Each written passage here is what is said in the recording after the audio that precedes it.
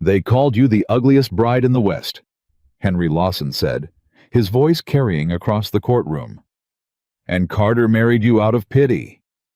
William was on his feet before the last word landed. "I married her," he said, low and steady as a rifle shot, "because she saw what 7 years of your scheming looked like in a ledger, and she dismantled every piece of it in 6 months. The courtroom went silent. Clara didn't look at Lawson. She looked at William, this weathered cattleman who had chosen her when no one else would, and she felt something settle in her chest, like bedrock. Subscribe and ride this story all the way to the end, and drop your city in the comments, so I can see how far this trail reaches. The letter arrived on a Tuesday. Not at Clara Whitmore's door, she didn't have one worth mentioning. It arrived at the post office on Caldwell Street in Red Willow, Montana, the way most things arrived in that town, loudly, publicly, and already the subject of gossip before the ink had time to dry on the envelope. Postmaster Greeley was the one who read it first, which was his habit and his sin. He squinted at the return address, then looked up at the 2 women waiting by the counter, Mabel Hutchins and her sister Ruth, and he let out a laugh that rattled the window glass. "Well, I'll be," he said. "William Carter's looking for a bride." Mabel pressed forward. "The William Carter from the North Range. One and the same." Greeley set the notice flat on the counter so they could see it. "Says here he wants a respectable woman, hard-working, honest, strong enough for ranch life." He paused for effect. No mention of beauty, which tells you something right there. Ruth Hutchins smiled the way women smile when they're about to say something they'll regret later. "I wonder," she said, "if someone should tell Clara Whitmore." They laughed, both of them, Greeley too, and that was the beginning of what they thought would be a very good joke. Clara heard about the advertisement before she ever saw it. She was repairing the fence line on the east edge of old Hal Porter's property, the farm she managed in exchange for room and board, when Jake Mercer, the feed store boy, rode by on his way to somewhere else and stopped just long enough to shout it across the road. "Hey, Clara, you hear William Carter's advertising for a wife? You gonna apply?" He didn't wait for her answer. He laughed and rode on his horse, kicking dust into the air she was still breathing. Clara drove the fence post deeper into the ground. She didn't answer Jake Mercer. She never answered people like Jake Mercer. There was a particular kind of cruelty that lived in small towns, not the dramatic cruelty you read about in penny novels, but the low grinding kind, the kind that smiles at you in church and mocks you on the road. She'd grown up inside that cruelty. She'd learned to work around it, the way you work around a stone in the soil. You don't move the stone. You just change the row. She finished the fence line before sundown. That night, she went to the post office herself. Not because of Jake Mercer. Not because of Mabel Hutchins, or Ruth, or Postmaster Greeley and his rattling laugh. She went because she'd been thinking about leaving Red Willow for 2 years, and every time she almost did it, something small held her back. Fear, maybe. Or habit. The terrible gravity of a place that knows your name, even when it doesn't respect it. She read the advertisement once, standing at the counter, while Greeley watched her with that expectant look he wore whenever he thought something entertaining was about to happen. Wanted a respectable woman to become the wife of a successful cattle ranch owner in Montana Territory. Must be capable of hard work, honest in character, and committed to building a shared life. No pretense required, only sincerity. She read it twice. Then she picked up the pen chained to the counter, pulled a sheet of paper from the small stack near the inkwell, and started writing. Greeley's eyebrows went up. "Clara, you're not seriously—" "I'd like some privacy, please," she said without looking at him. He didn't give it to her, but she wrote the letter anyway. What she wrote was not romantic. She hadn't come to write romance. She wrote the truth, the full weight of it, without apology. She wrote that she was 24 years old, unmarried, and under no illusions about why.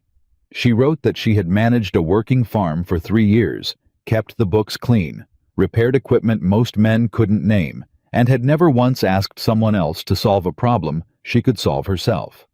She wrote that she did not have a wealthy family, a fine wardrobe, or a face that men stopped to admire.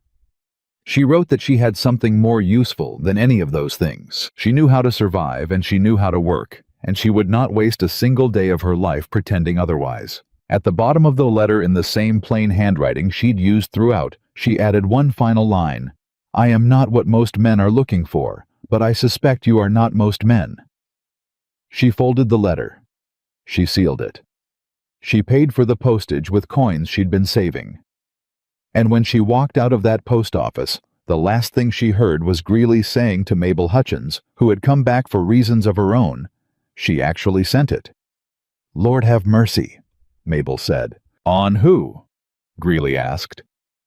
They laughed again. Clara walked home in the dark, and she didn't look back. 3 weeks passed. Clara did not tell anyone about the letter. She went back to the fence lines, the feed schedules, the account books. She helped old Hal Porter through a bout of fever that kept him bedridden for 6 days and nearly ruined the spring planting schedule. She reorganized his grain storage system, caught a problem in the irrigation channel before it became a flood, and somehow found time to mend the roof of the chicken coop that had been leaking since November. She did not think about William Carter. Or rather, she tried not to. At night, when the house was quiet and the work was done, she sometimes allowed herself a few minutes with the question. Not hope exactly, more like arithmetic. She'd done the calculation honestly. The man would receive dozens of letters. From women younger than her, prettier than her, from families with names and connections and assets she couldn't match. Her letter was a plain thing in what was probably a very crowded stack. She'd told herself that going in. She believed it. And then the reply came. It arrived on a Saturday morning, which Clara only noticed because Saturdays were when Hal Porter paid her a small envelope of coins she kept in a tin under her cot. She was outside banking the morning fire when she heard the creak of the post rider on the road, and something in the way he slowed made her look up. He was looking at her. "You, Clara Whitmore." "I am." He held out an envelope. Heavy cream-colored paper, nothing like the thin sheets she was used to. Her name was written on the front in a hand that was deliberate and unhurried, the handwriting of someone who thought before he moved. She didn't open it in front of the post rider. She waited until he was gone, then waited a little longer, standing in the yard with the envelope in both hands, telling herself it was probably a polite refusal. A brief note.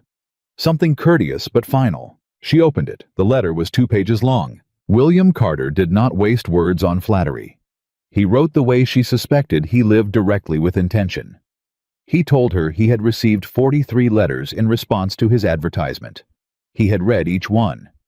Most of them described women who were pleasant and willing and eager to please, which was well and good, but not what he needed. He needed someone who knew what work actually cost, not just in hours, but in the kind of exhaustion that settles in your bones and asks you every morning whether you're going to get up again. He wrote that her letter was the only one that didn't try to sell him anything. "You told me what you aren't before you told me what you are," he wrote. That kind of honesty is rarer than people think and more valuable than they realize. "I have a ranch that's been struggling since my wife passed. I need someone I can trust with it.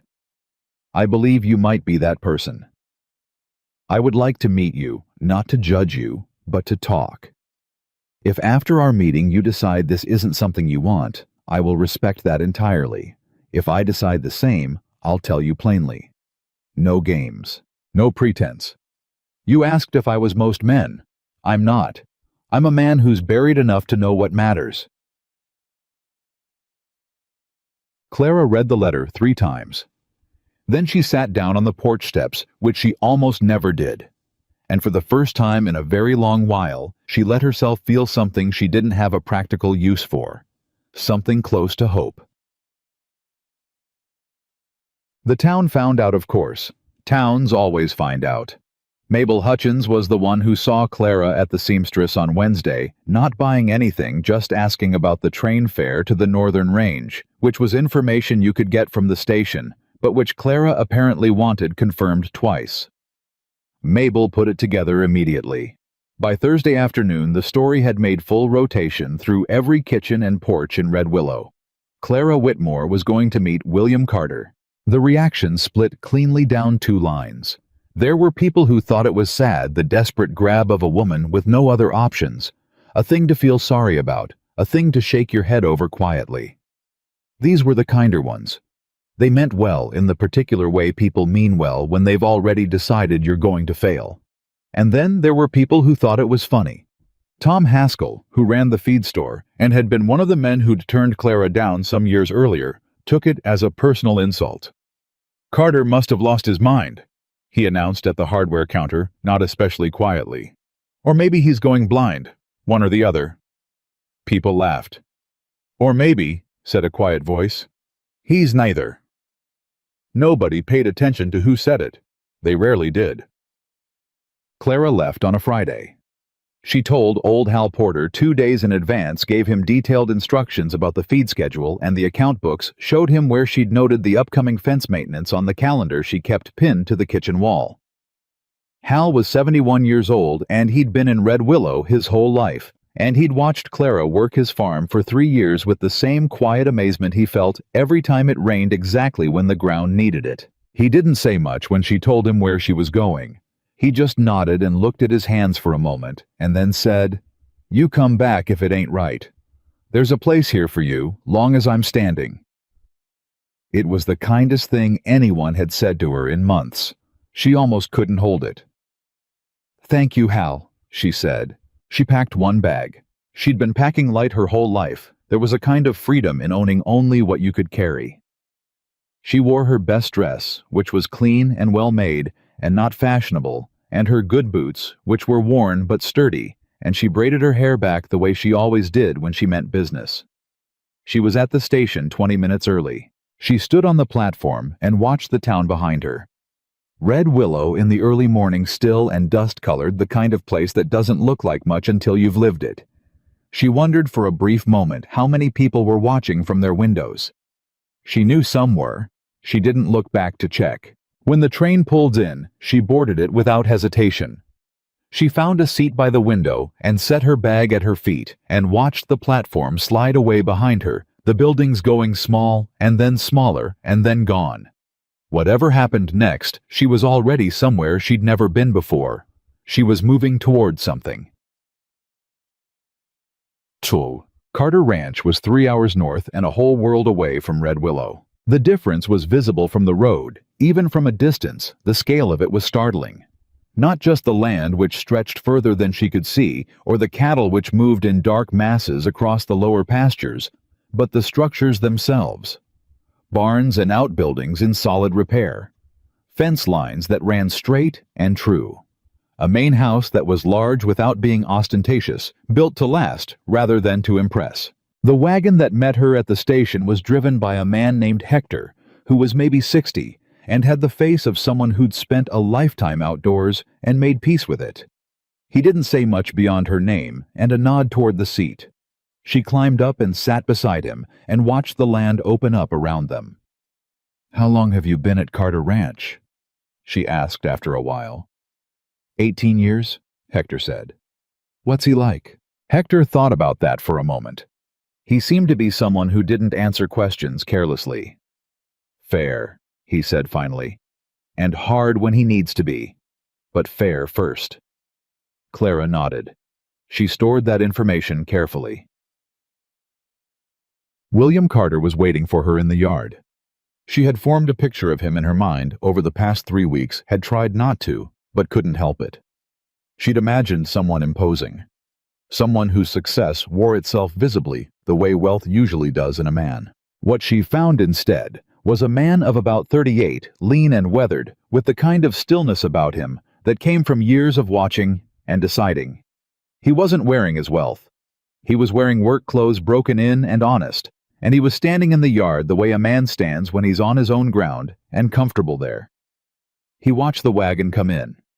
He didn't come forward to meet it. When she climbed down, he walked toward her. Not quickly, deliberately. "Miss Whitmore," he said. "Mr. Carter." They looked at each other for a moment, without pretense. It was the strangest introduction she'd ever made. No pleasantries, no performance, just two people deciding in real time what they were dealing with. "You look different from what I expected," he said. She kept her expression steady. "Better or worse?" He seemed to think that was an interesting question. Neither, he said. Just different. Come inside.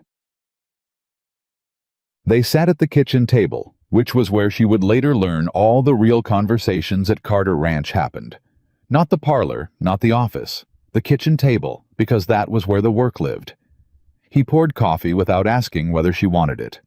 She took the cup. "Tell me about the farm you've been managing," he said. So she did. She told him about the fence lines and the grain storage and the account books and the irrigation problem she'd caught before it became a disaster. She told him about the 3 systems she'd built for tracking expenses versus output, and how they'd saved old Hal Porter from making 2 decisions that would have cost him badly. She didn't soften it. She didn't dress it up. William Carter listened without interrupting. His eyes were on her the whole time, not the way men's eyes usually were assessing, measuring, finding, wanting, but attentive. The way you look at someone when you're genuinely trying to understand what they're telling you. When she finished, he was quiet for a moment. 43 letters, he said finally. You know what the others mostly told me? No. That they were good at cooking and managing a household, and that they were God-fearing and kind, and would make a good partner for a man. He turned his coffee cup slowly in his hands. I don't doubt any of them, but I have a cook. I have a housekeeper. What I don't have is someone who can look at a failing operation and tell me exactly where it's failing and why. Clara said nothing. She waited. I had a ranch manager last year, he said.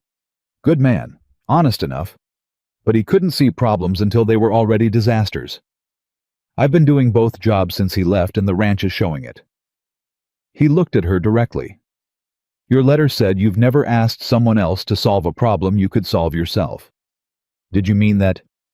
I meant every word in that letter, she said. Something shifted in his face. Not a smile, something quieter than that. Recognition, maybe. Then let me show you what we're dealing with, he said. And you can tell me honestly what you think. After that, we'll both decide. He walked her through the ranch for 2 hours. Not the polished version, the real version. He showed her the sections of fence that needed work. He showed her the storage barn where he suspected the grain tallies were off by more than they should be. He showed her the account ledgers, which were disorganized in a way that had clearly been bothering him for months, the numbers present, but the logic tangled like a map that has all the right roads but can't tell you where they go. Clara didn't perform competence. She simply was competent. She asked questions that were direct and specific. She looked at the ledgers without waiting to be invited. She pointed at a line in the grain tally that was the 3rd one she checked and said, This doesn't reconcile with the previous month. Has anyone else noticed that? William looked at the line. No, he said. How long has the same man been keeping these books? 2 years. She looked at 3 more pages. She didn't say anything else, but she marked the page with her finger and looked at him, and he understood immediately what she was asking without her asking it. I'll look into it, he said. You should look into it this week, she said, before you decide anything else. He looked at her steadily for a long moment. You don't mince words, he said. You said no pretense. He nodded slowly. I did. That evening they sat on the porch as the light went down across the pastures. It was the first time since she'd arrived that neither of them had a specific purpose, no ledger to examine, no fence line to walk, no problem to explain. Just 2 people on a porch in the fading light, learning what it felt like to simply be in each other's presence. William Carter spoke first. I owe you an honest account, he said. Same as you gave me. All right. I was married once, 8 years. Her name was Elizabeth. He said it without flinching, which told her he'd had time to grieve and was on the other side of it. She died of fever 3 years ago. She was a good woman. She didn't love ranch life, she never quite took to it, but she never complained. After she passed, I ran this place alone because I didn't know what else to do with myself. He paused. I'm not advertising for a replacement. I want you to understand that. I'm looking for something different. A partnership. A real one. Clara turned her coffee cup in her hands, the same gesture he'd made earlier. She didn't know if she'd picked it up from him already, or if it was just a thing hands did when you were thinking. "I never expected to be wanted," she said quietly. "Not by someone who actually knew what I was." "Then we've both been carrying the wrong expectations," he said. "Maybe that's a fair place to start." The last light went down behind the hills. Neither of them moved for a while. She slept that night in the guest room off the main hall, in a bed that was far more comfortable than anything she'd slept in for years under a window that looked out over the east pasture. She lay awake for a long time, not from anxiety, from something harder to name, the strange foreign sensation of being in a place where she had not yet been found wanting, where the ledgers she'd read hadn't made a man uncomfortable, where her questions hadn't been taken as impertinence, where her plainness hadn't been the first thing anyone mentioned. She'd spent 24 years learning to need very little. She wasn't sure what to do with the possibility of more. In the morning, she found the discrepancy in the grain ledgers. Not a small one. 3 entries over 11 months, carefully placed at intervals, calculated, she suspected, to avoid drawing the eye. Each one a modest amount. Together, they added up to something William Carter would absolutely want to know about. She found him before breakfast. "I need to show you something," she said. He looked at her face and set down his coffee. She showed him the pages. She walked him through the numbers slowly, the way you do when you want someone to arrive at the conclusion themselves rather than simply be handed it. He arrived at it. His jaw tightened. He looked at the name on the books. "Jesse Crane," he said quietly. "He's been your head bookkeeper for 2 years. "He has." He was very still for a moment. Then he looked at her. "You found this overnight." "I couldn't sleep," she said, "and the numbers weren't adding up, so I kept looking." William Carter looked at her for a long moment, the kind of look that isn't measuring or appraising, but is instead the look of a man recalibrating something fundamental inside himself. "Clara," he said, and it was the first time he'd used her given name. It landed differently than she expected. Not presumptuous, not too familiar, just honest. "Yes. I'd like you to stay." She looked at the ledgers spread across the kitchen table between them. She looked at the man on the other side who had said no pretense and meant it, who had shown her the problems before the pride, who had listened to her without waiting for her to stop. "I know," she said quietly. And she meant something more than yes. She meant, "I already knew last night lying in that room looking at the ceiling. I already knew that this was the place I'd been trying to find without knowing what to call it. Not safety exactly, because safety was never what she'd been after. Not ease, not comfort in the ordinary sense. Legitimacy. The thing she'd spent 24 years doing without being seen as exactly what she was, and having that be enough. "All right," she said. "I'll stay." The agreement they reached that morning was not a traditional one. There would be a proper engagement and a proper wedding, because those things mattered in 1884 and would matter to the people who depended on Carter Ranch for their livelihoods. But between William and Clara, the agreement was simpler and more durable than any ceremony could make it. He would run the cattle operation. She would oversee the accounts and the general management of the ranch's resources. They would make major decisions together. They would not pretend to feelings they didn't yet have, and they would not pretend to be strangers once they did. "One more thing," William said before they shook on it. "What?" "Jesse Crane. When I speak to him today, I'd like you there." Clara looked at him steadily. "Why?" "Because you found it," he said simply. "And because the people on this ranch need to start understanding from the very beginning who they're dealing with." It was such a plain thing to say, and such a deliberate one, and it hit her somewhere behind the sternum with a force she wasn't prepared for. She nodded once. "Then let's go," she said. The confrontation with Jesse Crane happened in the ranch office with 4 of the senior cowboys present, Because William Carter had learned over 18 years of running a large operation that certain things need witnesses. Jesse Crane was 32 years old, and not an especially stupid man, which made what he'd done more deliberate rather than less. He walked into that office expecting a routine morning. He found Clara Whitmore standing beside William Carter, with the ledger open on the desk, 3 pages marked. The color left his face in stages. "Mr. Carter, I can explain."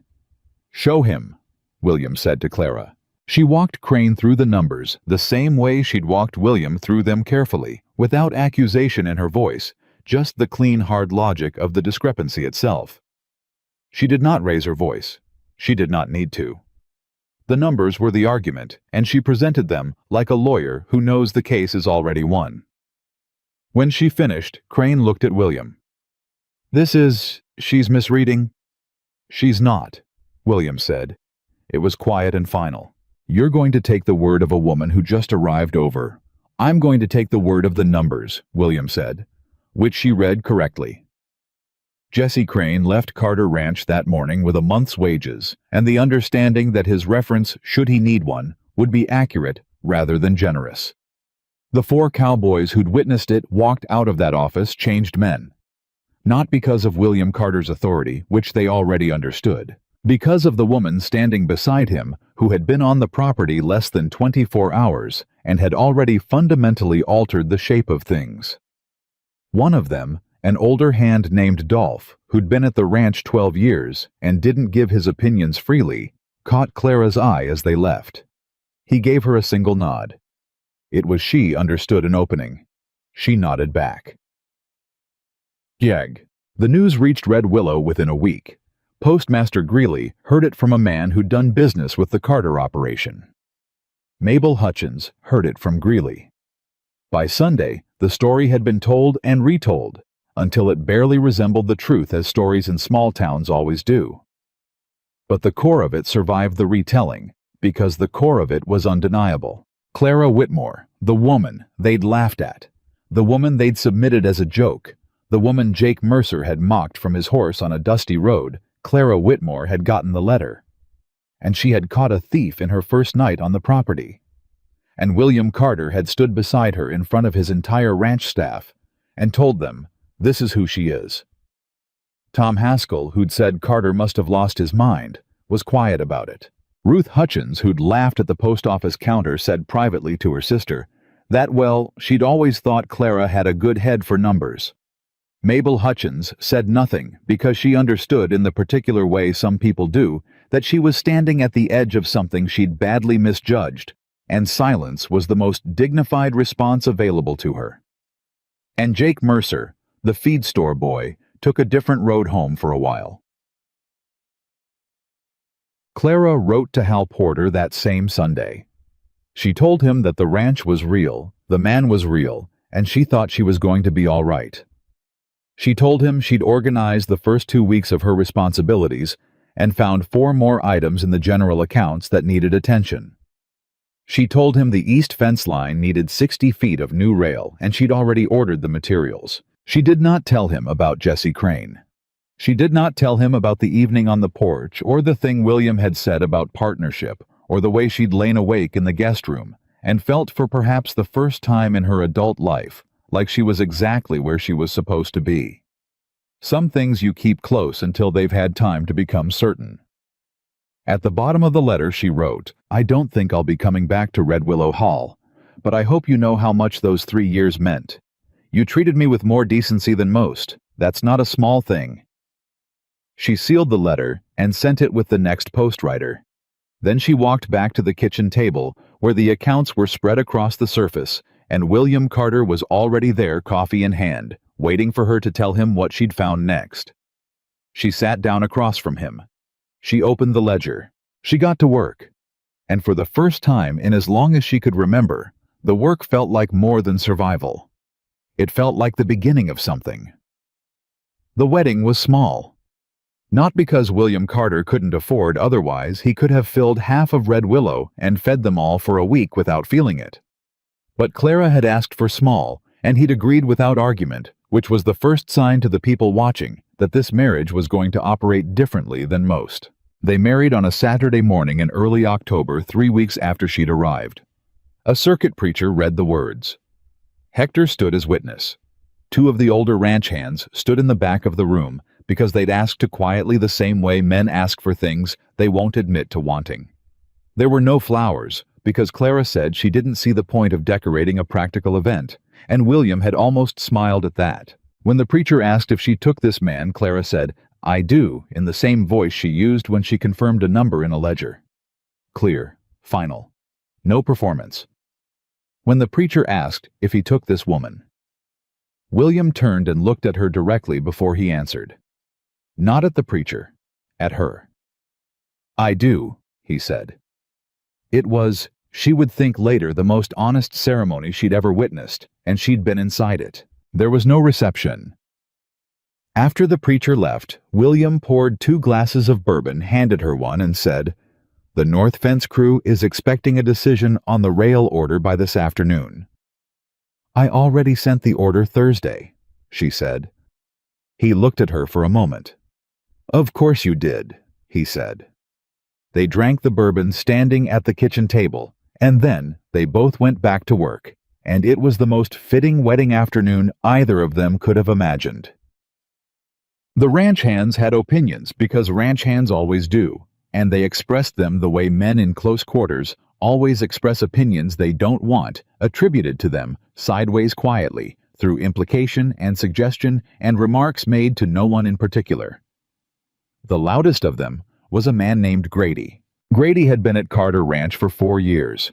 He was good with horses and bad with his mouth, and he operated on the unquestioned assumption that he understood how things worked and that his understanding was superior to most. He was 30 years old and had never been seriously wrong about anything, in a way that cost him, which made him the most dangerous kind of person, someone whose confidence had never been tested past its limit. The morning after the wedding, Grady said to the man working beside him at the water trough, in a voice calibrated to carry just far enough, "Don't know why Carter bothered with a preacher when he already hired himself a bookkeeper." The man beside him, whose name was Cord, and who was considerably older and smarter, said nothing. Grady took the silence as agreement. "No offense to the woman," he added in the tone people use when they mean full offense. "She's useful enough at a desk. But a wife's supposed to..." "Supposed to what?" Clara's voice came from behind him. Grady turned. She was 6 feet away, holding a bridle she'd been taking to the repair shed, and she was looking at him with the particular expression of a woman who has heard everything and is deciding how much of it to address. Grady's mouth did something complicated. "Mrs. Carter," he said. I wasn't..." "Finish your sentence," she said calmly. "A wife's supposed to what?" The silence that followed was the kind that happens when everyone within earshot suddenly becomes very interested in what their hands are doing. Grady said nothing. Clara looked at him for 1 more second, then continued walking to the repair shed. She didn't say another word to him that morning. She didn't need to. The silence she'd left behind her was more effective than anything she could have said, and every man who'd heard it knew it. Cord, the older hand, watched her go. Then he looked at Grady. "You might want to be careful," he said quietly. "She's just a..." "She found the short in the grain books in 1 night, Cord said. "Jessie Crane had 2 years on her, and she caught it in 1 night. He went back to the trough. "You want to keep doing your job? You might want to think about that." Grady thought about it. He didn't change immediately. Men like Grady never do, but something shifted in him from that morning forward. A slight recalibration, a new awareness of where she was in a room before he opened his mouth. Clara never mentioned the conversation to William. She didn't need him to fight it. She needed to win it herself, and she had. The first full month at Carter Ranch was the hardest and most clarifying of her life. Not because the work was beyond her, it wasn't. It was because the work was enormous, and the picture it painted as she dug into it was worse than William had let on even to himself. Not through dishonesty, through the particular blindness that comes from being too close to something for too long. She started with the accounts. The Jessie Crane problem had been the visible wound, But as she went deeper into the records, she found the infection went further. Not theft necessarily. Nothing else as deliberate as what Crane had done. But years of disorganized record-keeping of estimates accepted where measurements should have been taken of small decisions made in isolation that compounded into large and costly patterns. She built a new system from scratch. 3 weeks of work she did mostly at night after the official day was done at the kitchen table with a lamp and a pot of coffee, and the kind of focused silence she'd always preferred to company. She cross-referenced 3 years of expense ledgers against the actual cattle census records, against the grain tally, against the equipment inventory, against the payroll. When she was finished, she had a clear picture of where Carter Ranch had been losing money without knowing it. She brought it to William on a Tuesday morning. She didn't soften it. She'd learned quickly that he didn't want it softened. "You've been operating on margins that are about 30% thinner than you realize," she said, spreading the summary across the table. "It's not one big problem. It's 12 small ones that nobody connected to each other, because nobody was looking at all of them at the same time." William studied the papers. His jaw worked slightly, which she'd come to understand was what he did instead of swearing. "Show me," he said. She did. All of it. She walked him through every line, every connection she'd made, every place where a small hemorrhage of resources had been quietly draining the operation for years. He was silent for a long time when she finished. "How long to fix it? Some of it I can fix in the accounts immediately. The operational changes will take a season or two to show real results." She looked at him steadily. "But the trajectory changes now. Today, if you're willing to make the decisions I'm going to recommend." He looked at her across the table. "Tell me what you need from me," he said. And she did. November came in hard and cold, the way Montana Novembers do, with a particular ruthlessness that tests everything not built to withstand it. The cattle needed moving earlier than William had planned because Clara had looked at the eastern pasture allocation against the projected herd weight gain and done arithmetic that told her waiting another 2 weeks would cost more in feed and weight loss than the move would cost in labor. She told him this on a Wednesday.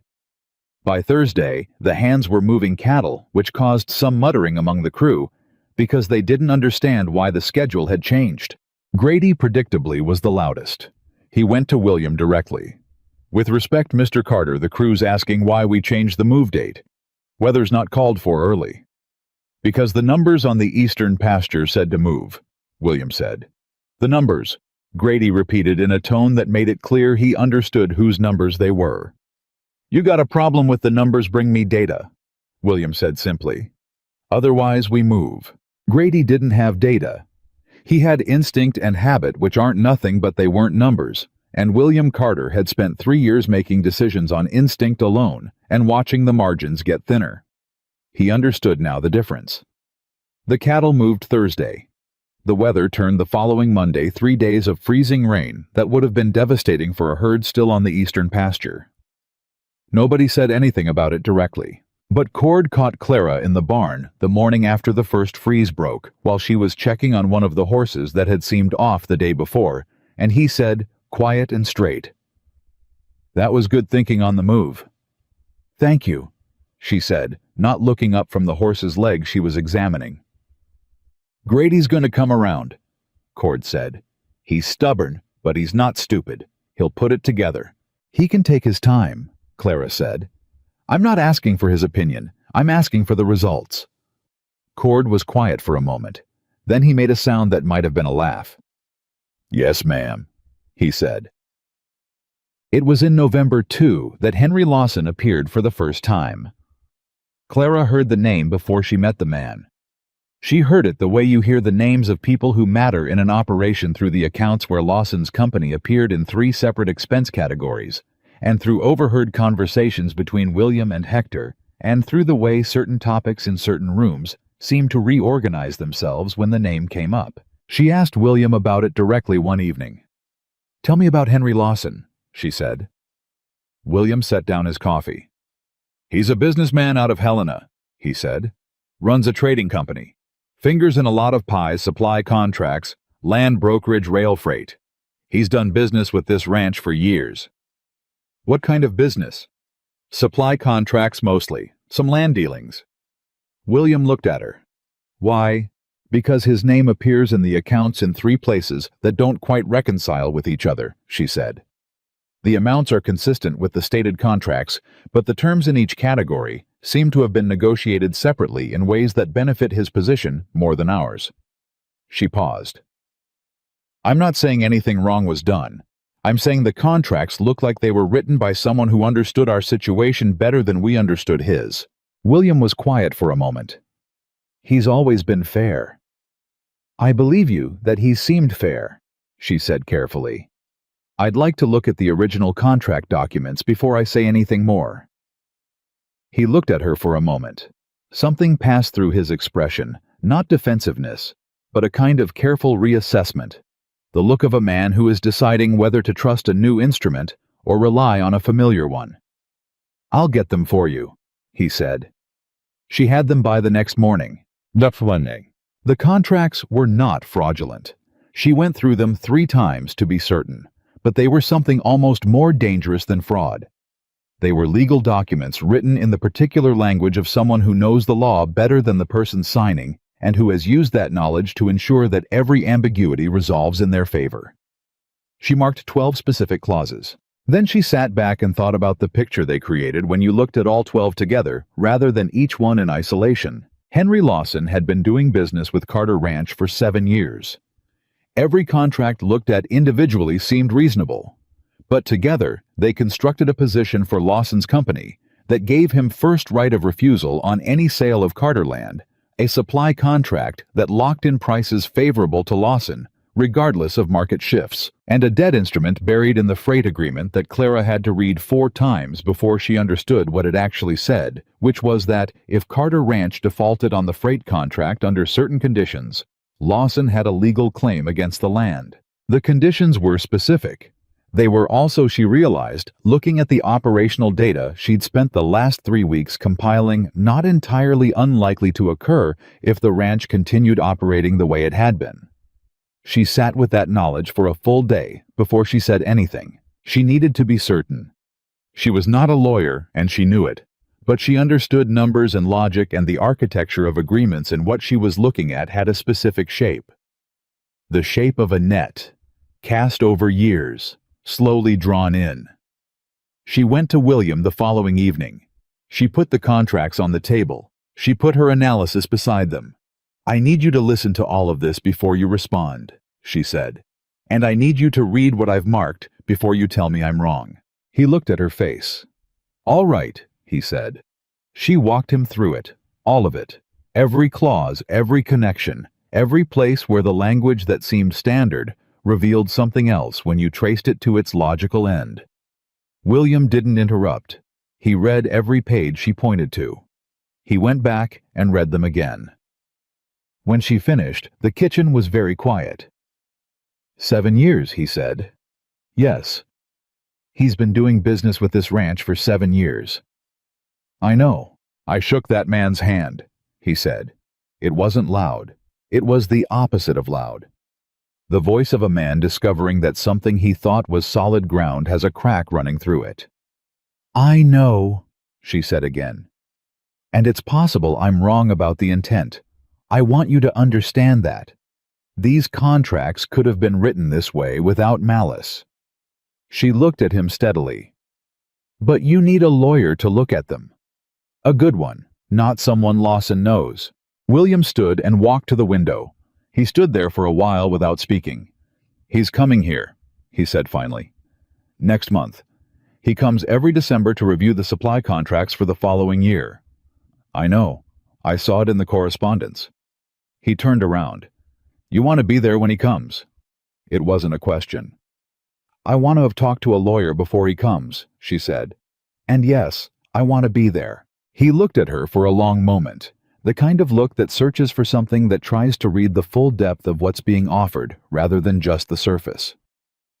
All right, he said, and then quietly, what would have happened if you hadn't come? She didn't answer immediately. Because the honest answer was the one he was already arriving at, himself. And sometimes the most important truths are the ones a person needs to find on their own. "You'd have gotten through this year," she said carefully. "And probably next year. But the year after that, or the one after that, if the margins stayed thin and the freight contract triggered, you'd have been in a position where Lawson had options and you had very few." William nodded once. He looked like a man who has seen the shape of a disaster he narrowly missed. "I'll find a lawyer in Helena," he said. "Make sure it's someone who has no ties to Lawson or his company," she said. "I wrote a list of names to ask about contacts of contacts far enough removed that the connection is clean." He looked at her. "When did you write the list?" "Yesterday," she said. "While I was deciding how to tell you this." Something moved in his expression, then past the grimness, past the shock, into something quieter and deeper. Not gratitude exactly, something more complicated than gratitude. "Clara," he said. "William." He looked at the papers on the table, at the months of work spread across the surface of the life they were building, at the contracts that could have dismantled it still sitting open at the pages she'd marked. "I'm glad you came," he said. It was simple. It was exactly what it was. "So am I," she said. And she meant it without qualification, without caveat, without the careful hedging she'd spent her whole life using to protect herself from disappointment. She meant it the way you mean things, when you're finally standing on ground that holds. December arrived with the specific mercilessness of a Montana winter that knows what it's doing. Henry Lawson arrived on a Wednesday 3 days before the solstice in a good coat and a hired rig with the easy confidence of a man who has always been welcome. He was 53 years old with a broad face that arranged itself naturally into expressions of warmth and reasonableness. He had the manner of someone who had spent decades ensuring that people felt comfortable in his presence, and he was very good at it. He walked into Carter Ranch as he had walked into it every December for 7 years. He did not walk into the same ranch. Hector met him in the yard. The hired hand who usually showed Lawson directly into the main house was not there. Lawson was asked to wait in the front room. He waited 11 minutes. In 7 years, he had never waited a single minute. Clara came through the door first. Lawson stood and put on the warm smile. "You must be the new Mrs. Carter. I've heard well the word has spread. Congratulations are certainly in order." He extended his hand. "Henry Lawson. William and I go back a ways." Clara shook his hand once. Firm. Brief. "I know who you are," she said pleasantly. "Please sit down." Something flickered in Lawson's eyes. Not alarm, not yet, but an adjustment. A quick recalculation. "Is William joining us?" "He is. I wanted a moment first." She sat across from him and folded her hands on the table. "I've been reviewing the supply and freight contracts with Carter Ranch. I have some questions about the terms." Lawson's smile remained. "Of course. I'm happy to walk through anything that seems unclear. These agreements can get a little—" "They're not unclear," she said. "That's not the issue. The issue is the freight default clause in Section 9 of the 1881 agreement and the land option language in the supply contract amendments from 1882. She looked at him. "I'm curious why those terms were necessary for what presented itself as a standard supply arrangement." The smile stayed on Lawson's face, but underneath it something shifted. The calculation behind his eyes moved faster. "Those are fairly standard protective clauses in agreements of that size," he said. "I've spoken with a lawyer in Helena," she said. "Caleb Morris. Do you know him?" "A beat. Brief. I know of him," Lawson said. "He described those clauses as considerably more aggressive than standard," she said, "particularly in combination." She tilted her head slightly. "He used the word predatory. I thought that was interesting." The warmth in Lawson's face underwent a subtle rearrangement. He was good at this. He'd been good at this for 30 years. But he was sitting across from someone who had spent the past weeks mapping every angle of what he'd built. And she wasn't flinching, and she wasn't uncertain, and she was looking at him with the same clear-eyed calm she'd brought to every ledger and every problem since the morning she'd arrived. "Mrs. Carter," he said with a gentler version of the smile. I think perhaps you've been given some incorrect impressions about William. Clara looked toward the doorway. William Carter walked in. He didn't look like the man Lawson had sat across from for 7 years. He looked like a man who had read 12 clauses in 3 contracts and understood what they added up to, and who had spent 2 weeks thinking about what that meant, and who had arrived at a conclusion that was entirely without sentiment. "Henry," he said. Lawson stood, extended his hand. William shook it once. Then he sat down beside Clara. "We're going to need to renegotiate," William said. "All of it. New terms, clean language reviewed by Caleb Morris. If that's agreeable to you, we can talk through it today. If it's not agreeable, we can end the business relationship, which is also our right." The room was very quiet. Lawson looked between them. From William, whom he'd spent 7 years reading, understanding, accommodating, and slowly encircling, to the woman beside him, who had been here 6 weeks, who had come from a small town on the eastern range with 1 bag and no family name, who had somehow walked into the architecture of an agreement 7 years in the making and found every load-bearing wall. "I see," Lawson said finally. "Do you have questions about our position?" Clara asked. Another beat. "No," Lawson said. "I think your position is clear." "Good," she said. "Then let's talk about new terms." It took 4 hours.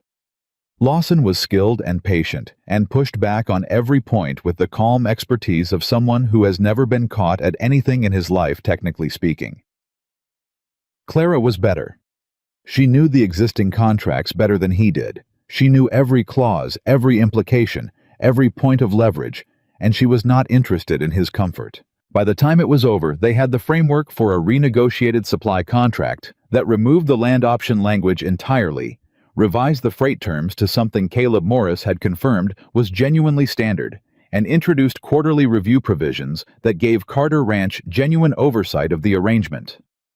Lawson signed the framework agreement. He was gracious about it. He was always gracious. But when he walked out to his rig that evening, and Hector came to see him off, Lawson paused for a moment and looked back at the house. "Carter's wife," he said. Hector said nothing. "Interesting woman," Lawson said. It wasn't exactly a compliment, but it wasn't exactly not one either. That night, after Lawson's rig had gone down the road in the dark, William and Clara sat at the kitchen table with the remains of a cold supper neither of them had eaten much of. William poured bourbon. He poured hers first. They sat with it for a while without talking. "He'll be angry," William said eventually. "Yes.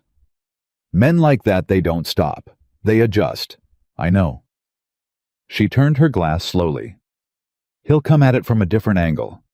He's built too much investment in this ranch to walk away cleanly." "So what do we do?" She looked at him across the table. "We watch," she said. "We make sure every agreement this ranch enters into from here is clean and reviewed. We build relationships with people he can't influence. We make Carter Ranch too solid to move." She paused. "And we don't let him know we're watching. Let him think he's adjusting. Let him show us what angle he chooses."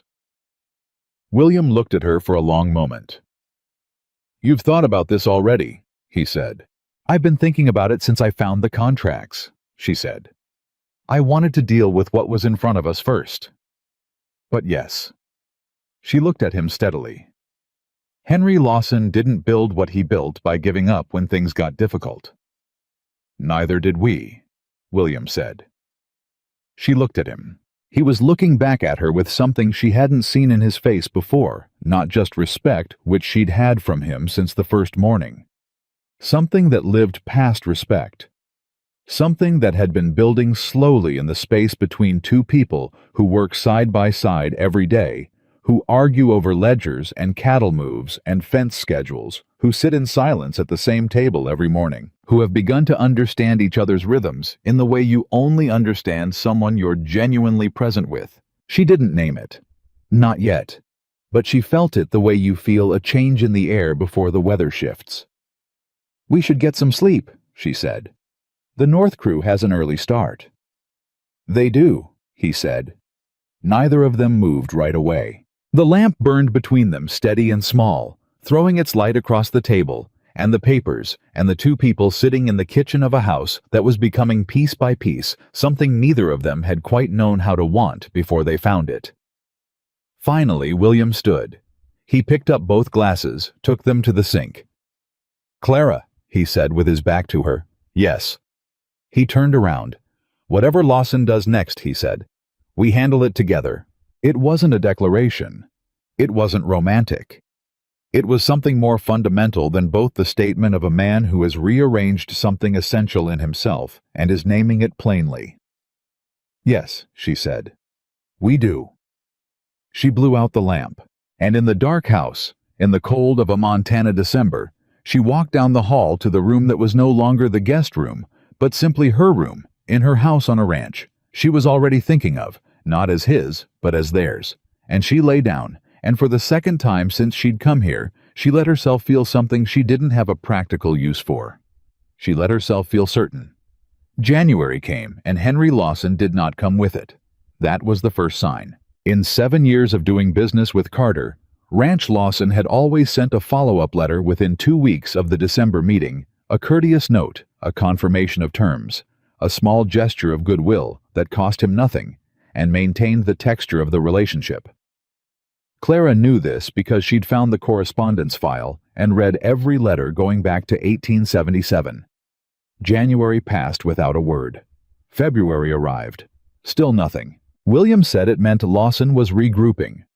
Clara said it meant something more specific than that. It meant he was working on something that required time, and that whatever angle he was choosing, he'd chosen it carefully and was building it from the ground up. "He's not the kind of man who sulks," she said. "He's the kind of man who waits." "Then we wait too," William said. "We don't wait," she said. "We prepare." So they prepared. Clara spent February doing 2 things simultaneously that most people would have considered a full workload each on their own. She continued the operational overhaul of the ranch. The systems she'd built in November were showing their first real results, the margins improving in the slow but measurable way that genuine structural change produces, not the sudden dramatic shifts that look good on paper for a season and then collapse. And she began building what she privately called the record, a clean, organized, legally legible documentation of every transaction, every agreement, every decision Carter Ranch had made or entered into, going back 5 years.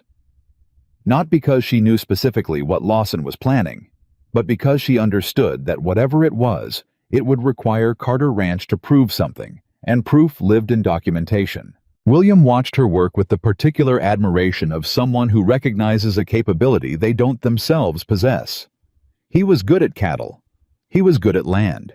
He understood weather and animals and the physical reality of a working ranch in ways that had kept him alive and solvent through years of genuine difficulty. But the world of paper, the contracts, the records, the legal architecture that sat underneath all of it, that was not his language, and he'd known it for years without knowing how much it was costing him. "What exactly are we building?" he asked one evening, looking at the files she'd organized across the table.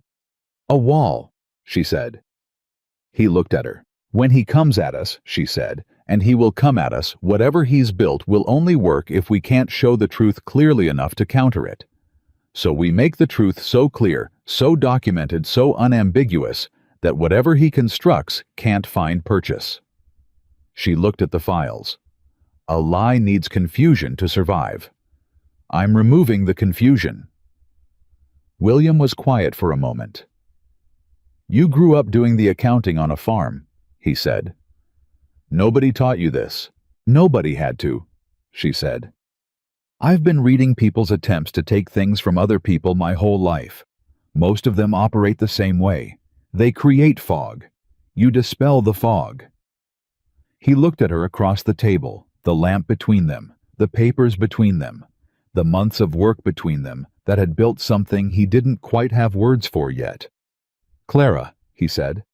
"I know," she said without looking up. She didn't know exactly what he'd been about to say, but she knew the shape of it, and she knew they were both not quite ready to say it plainly yet, and that was all right. Some things built at the right pace. She kept writing. The letter arrived in March, not from Lawson directly, from a man named Gerald Pruitt, who identified himself as a territorial land commissioner operating out of Helena, and who wrote to inform William Carter that a formal inquiry had been opened regarding the survey boundaries of Carter Ranch's northern land parcels.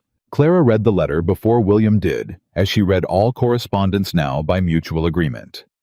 She read it twice, then set it on the table in front of her, and sat very still for a moment. Then she went to find William. He was in the barn with Cord working through a problem with one of the mares. She waited at the barn door until he saw her face, and he knew immediately from her face that something had shifted. He came to her. She handed him the letter without comment. He read it. She watched his jaw tighten, that particular tightening she now knew as well as her own heartbeat. "Northern parcels," he said. "That's 400 acres of the best grazing land on the property." "I know." "Survey boundaries," he said. "Clara, those surveys were done in 1876. I was there for them. The lines are clear." "Then the original survey documents will say so," she said. "Do you have them?" "They're in the land office in Red Willow." He looked at the letter again. "Pruitt. I don't know this name." "I don't either, not yet." She took the letter back. "But I want to know it before the week is out." Gerald Pruitt was 41 years old, had been appointed to his territorial position 14 months ago, and had Clara discovered through a week of careful correspondence with Caleb Morris in Helena and 2 other contacts she'd cultivated over the winter, accepted a significant consulting contract from a land brokerage firm the year before his appointment. The land brokerage firm had a silent partner. The silent partner's name did not appear in the public documents. But the firm's primary business relationships, which were a matter of public record in the Territorial Business Registry, included a freight and supply company out of Helena, Henry Lawson's company. Clara sat with that information for 1 full hour before she moved. Then she got up, went to the room where she kept the record she'd been building since February, and started a new section. When William came in that evening, she had 4 pages of documented connections laid out on the table in sequence. She walked him through it without drama, without embellishment, in the same clear voice she used for ledgers and contract clauses. When she finished, William was standing with both hands flat on the table, looking at the papers, and the silence in the room had a specific texture.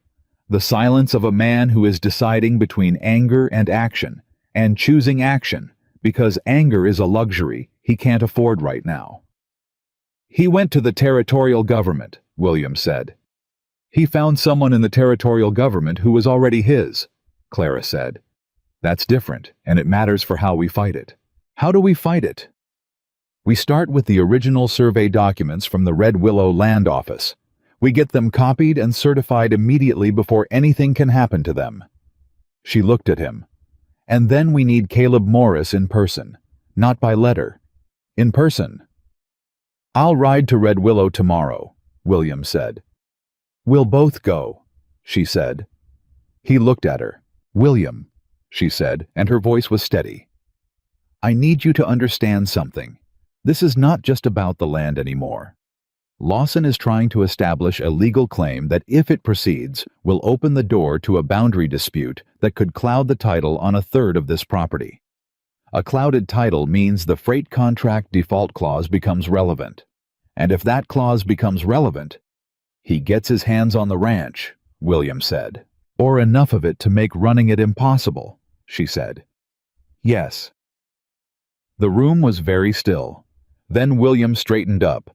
He looked at her with something in his face that she recognized now, not the careful assessment of the early months, not the guarded respect of a man holding himself at measured distance. Something rawer than that. Something that had been building since October and was now pressing against whatever wall he'd built around it. "I need you to know something," he said. "Tell me." "When I wrote that advertisement," he said, "I was looking for someone to help me hold this place together. That's what I told myself. That's what I believed." He stopped. "I was wrong about what I was looking for. Not wrong to look wrong about how small I was thinking." She looked at him. "I wasn't looking for help," he said. "I was looking for this, whatever this is." He gestured at the table at the papers at the space between them. "I didn't have a word for it. I still don't have a word for it. But I know what it isn't. It isn't a business arrangement." The room was very quiet. "No," she said. "It isn't." Neither of them said anything more about it that night. There was work to do, and a morning to prepare for, and a ride to Red Willow that needed to happen before anyone else could move. But something had been said that couldn't be unsaid, and both of them understood that, and it sat between them like a hand extended and held. They rode to Red Willow together the next morning. Clara had not been back since October.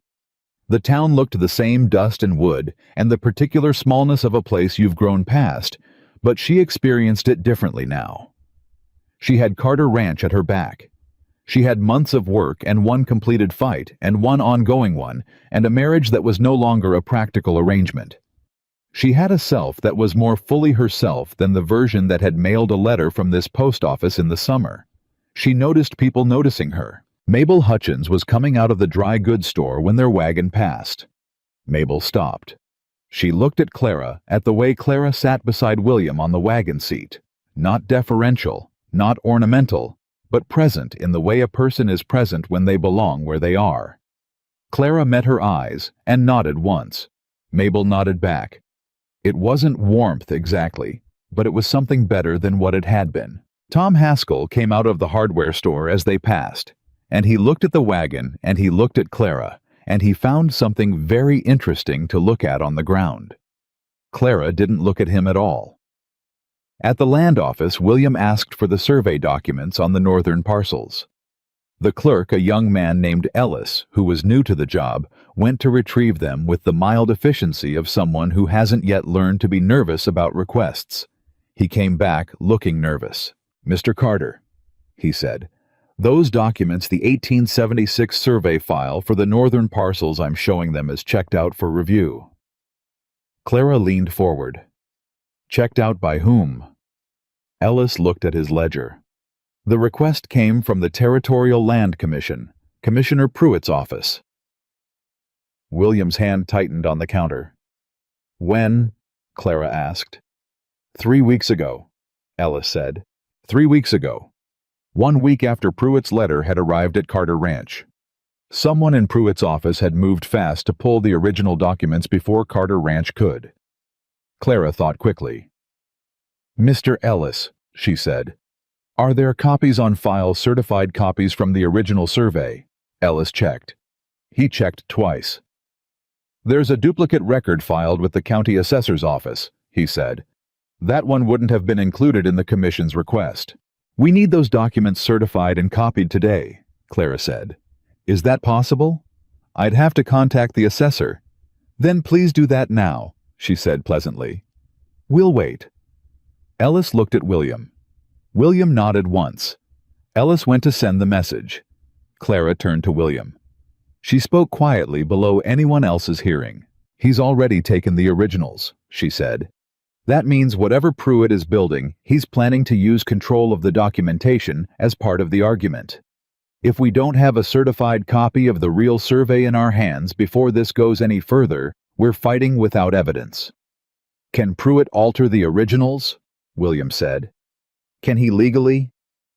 "I don't know what he can do legally," she said. "I know what he's trying to do practically. Let's get the copies." They had the certified copies by mid-afternoon. Clara read them in the land office, standing at the counter with William beside her. The survey was exactly what William had said it was, precise dated, signed by 2 independent surveyors, and witnessed by the county recorder. The northern boundary was clear. The 400 acres were unambiguously Carter land. She held the documents carefully. "These need to go to Caleb Morris today," she said, "by the fastest post we can arrange." "I'll pay for a courier," William said immediately.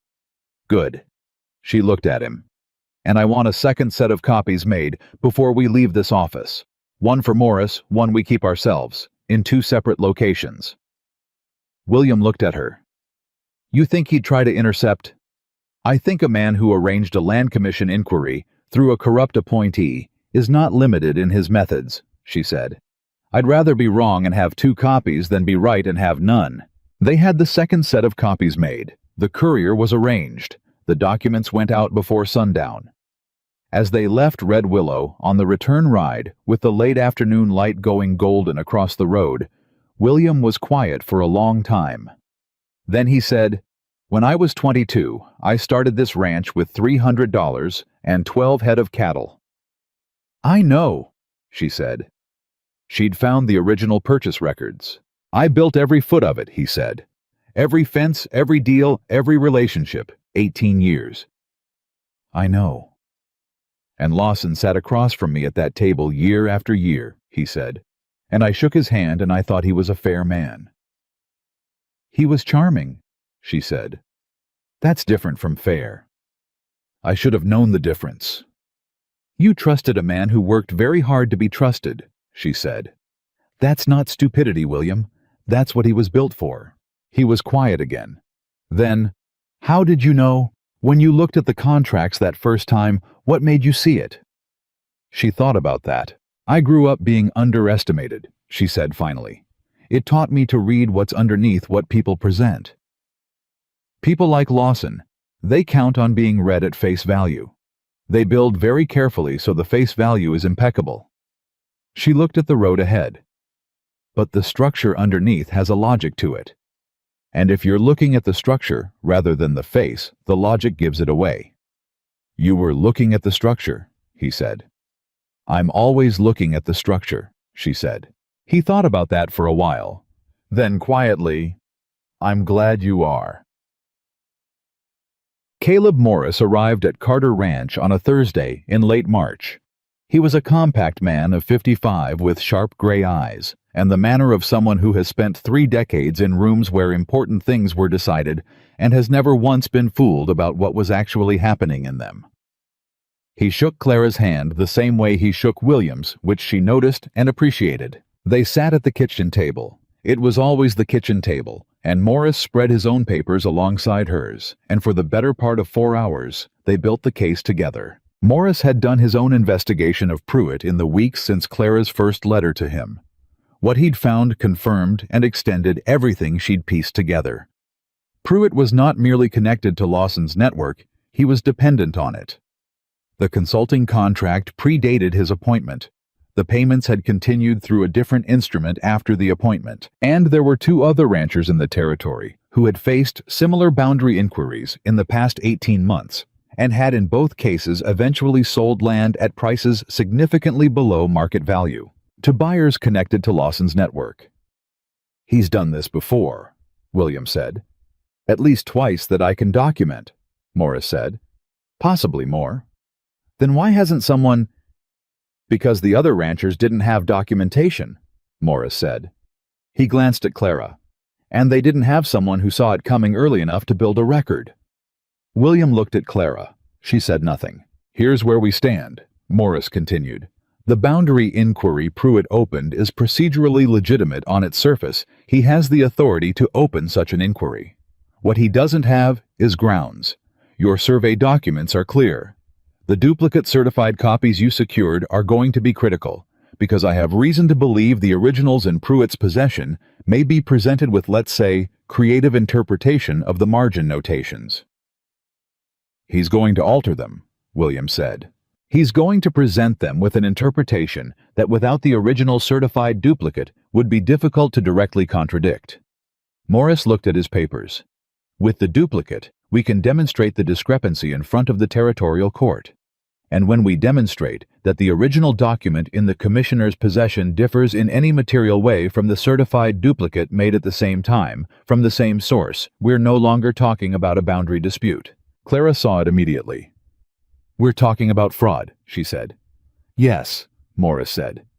And at that point, Pruitt's appointment, Lawson's connections, the other 2 ranchers, all of it becomes relevant. The room was very still. "How long?" William said. "The formal hearing is scheduled for May in Helena," Morris said. "That gives us 6 weeks to prepare a response to the inquiry that forces the court to examine the documentation directly." He looked at them both. It won't be comfortable. Lawson has relationships in Helena. He'll make this difficult. He's already made it difficult, Clara said. He'll make it more so, Morris said. He'll come at your credibility, both of you. He paused. Mrs. Carter, specifically, I want you to be prepared for that. You're new to this ranch.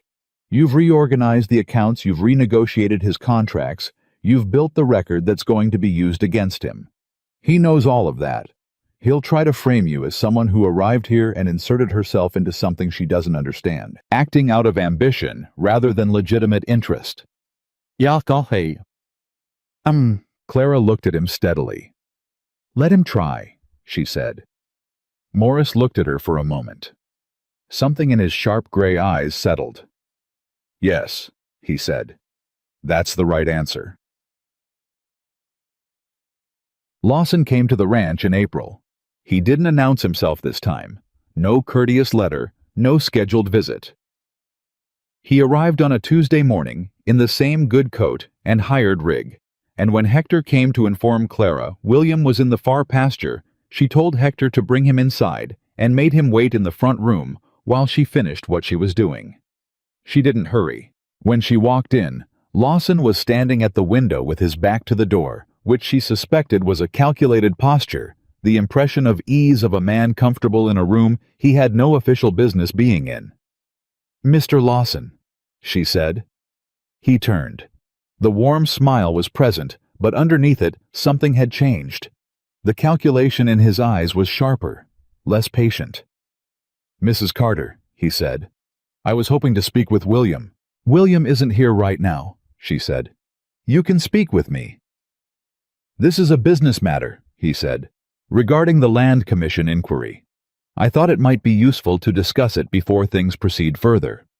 I agree, she said pleasantly. Sit down. He sat. She sat across from him. She did not offer coffee.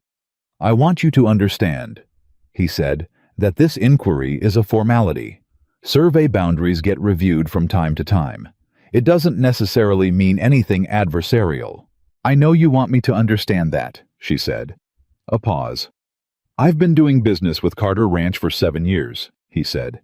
I value that relationship. You valued it quite specifically, she said.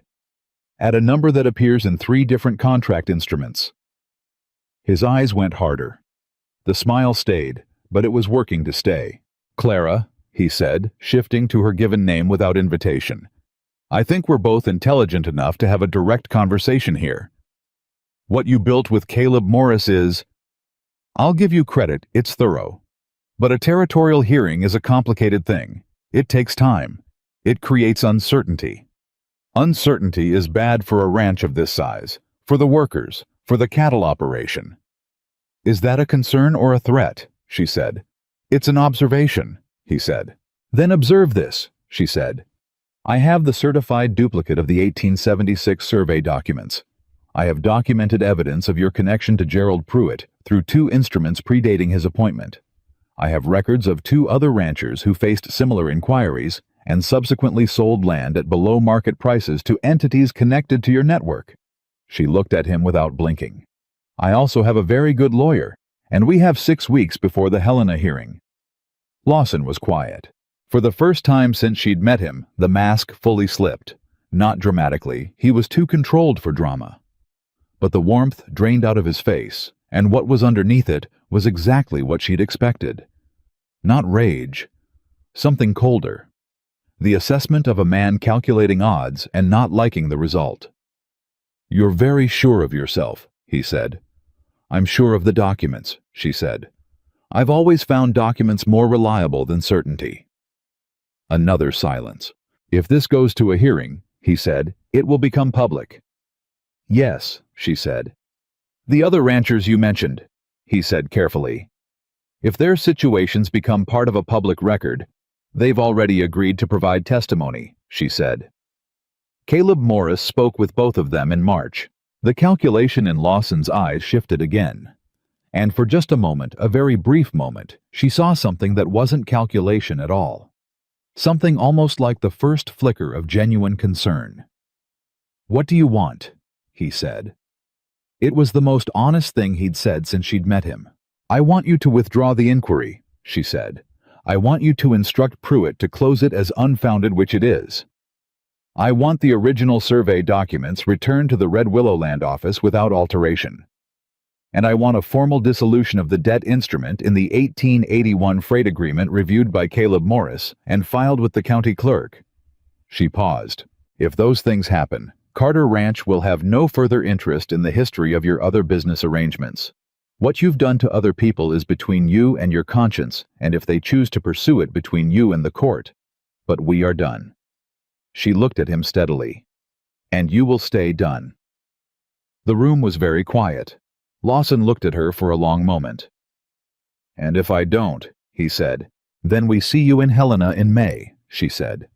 "And everything I just described becomes a matter of public record. Everything." He stood. He straightened his coat. He looked around the room at the house, at the operation that had been 7 years, in his patient, methodical construction of a net.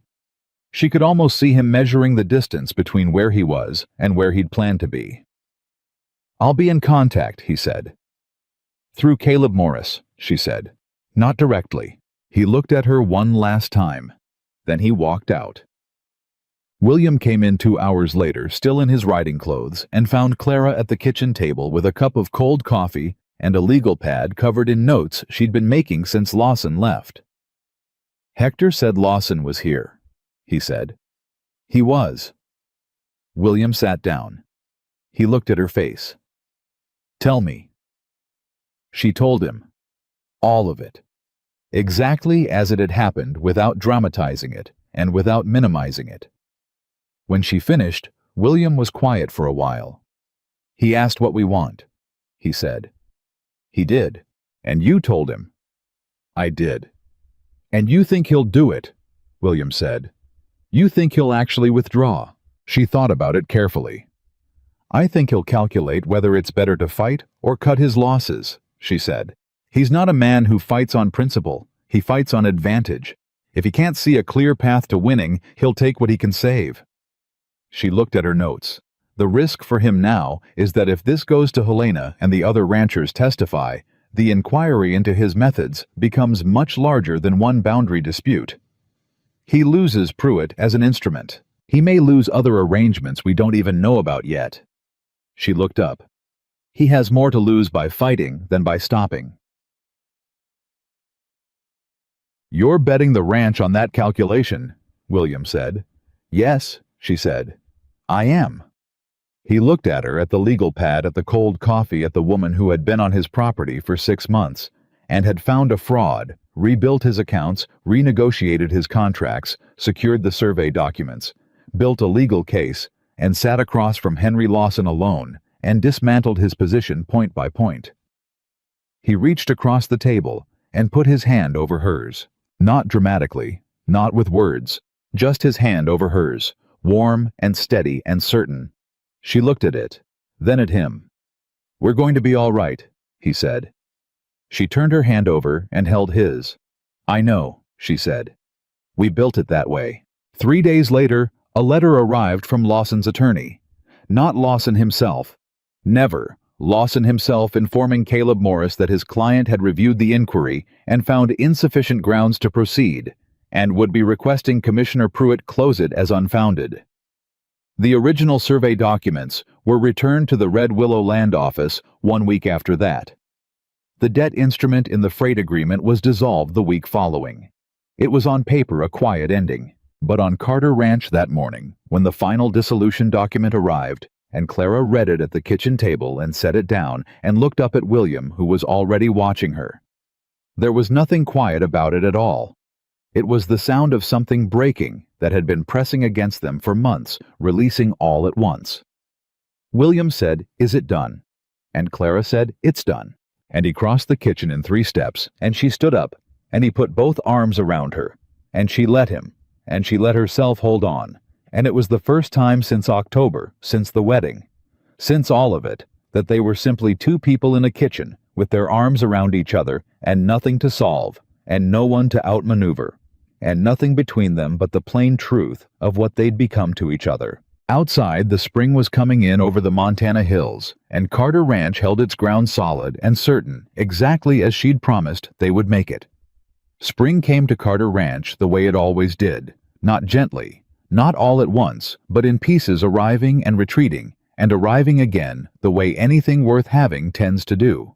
The Lawson matter was closed on paper.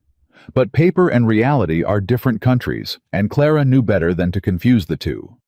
What was closed was the legal instrument. What remained was the fact of Henry Lawson himself still operating out of Helena, still connected, still possessed of the particular patience that had allowed him to build a 7-year net around a man he'd sat across from and smiled at. Clara didn't believe the dissolution of a freight clause was the end of Henry Lawson's interest in Carter Ranch. She believed it was the end of this approach, which was a different thing entirely. So she kept the record.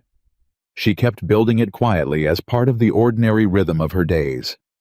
If Lawson came at them again, he would find the same thing he'd found in December and April, not an absence of documentation, but an abundance of it. She had made Carter Ranch into a place where the truth was so thoroughly recorded that a lie would have nowhere to land. William understood this, and he left her to it, which was one of the things she'd come to understand about him that still occasionally surprised her with its force. He trusted her completely. Not the way people trust children with that gentle reservation underneath it. The way you trust someone who has earned it and knows what it cost. He gave her the full authority of her position without requiring her to prove it in every room she entered. And in a world that had spent 24 years asking her to prove herself in every room she entered, that trust was something she was still learning the full weight of. What she was also learning in that spring was that the marriage had crossed a border she couldn't point to exactly, couldn't mark on a calendar, but could feel with complete certainty. It had crossed from arrangement to something that lived in the body, in the way he moved when she came into a room, in the way she'd begun to listen for his footstep in the hall without deciding to, in the way they argued, which was specifically and directly and without performance, and always resolved before dark, because neither of them had the patience for unfinished business. They'd never discussed this crossing. They didn't have to. What had been built between them had been built in the language they both actually spoke, the language of work, of problem and solution, of days shared in full, and nights that ended at the kitchen table with two people who had run out of tasks, but not out of reason, to sit together. Love, Clara had come to understand, was not what she'd been told it was. It wasn't a feeling that arrived. It was a thing that accreted the way rock formations do, layer by layer, slowly under pressure, until one day you look and it's solid all the way through. She didn't say this to William. He didn't say it to her either, but it was there, undeniable, in the kitchen in the mornings, and the barn in the afternoons, and the porch in the evenings when the light went down, and neither of them was in a hurry to go inside. The trouble with peace is that it creates space for things you were too busy fighting to feel. In the weeks after the Lawson matter closed, Clara found herself sitting with something she hadn't had time to sit with during the months of combat and documentation and strategy. She found herself sitting with the full reality of what she had come from, and what she had arrived at, and the distance between those two places, and the people who still lived back at the starting point, and what they thought of her. She wrote to Hal Porter regularly. He wrote back in the large, careful hand of a man who hadn't needed to write much in his life, short letters that reported on the farm and the weather and the small events of Red Willow, with the fidelity of someone who understood that details were a form of company. It was Hal's March letter that brought the news she hadn't expected. He wrote it at the bottom, almost as an afterthought, in the way people mention things they think won't matter. Tom Haskell had been asking after her, not unkindly. Actually had asked Hal directly how she was doing out at Carter Ranch, and had said Hal wrote it in quotes, which was unusual for him. I always thought Clara had more to her than people gave her credit for. Clara read that line 3 times. Then she folded the letter and put it in the box where she kept Hal's letters, and didn't take it out again. But it sat in her the way certain things sit in you.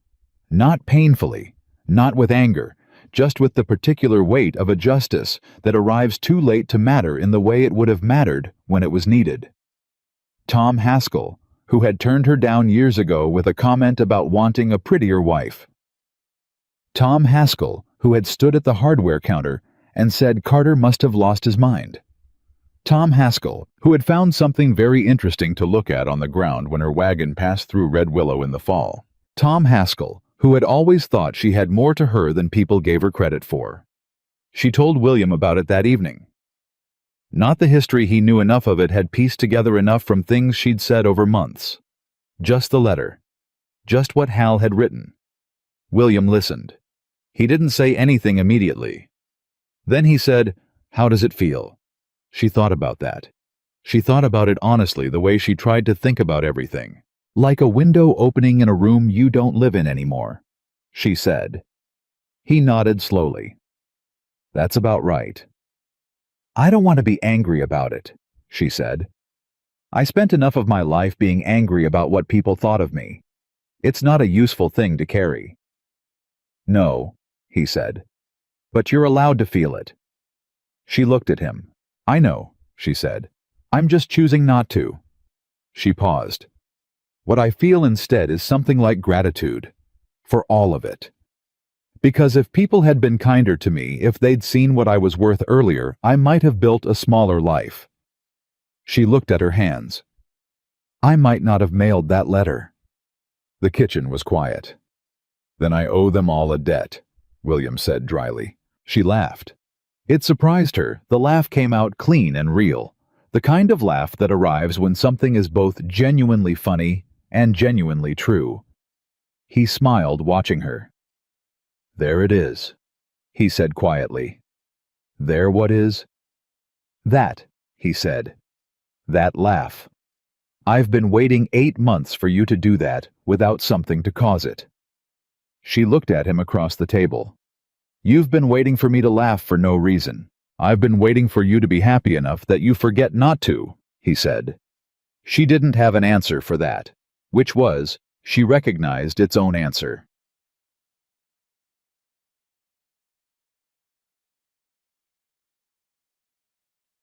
In May, Cord came to the ranch house for the first time in the 10 months Clara had been at Carter Ranch.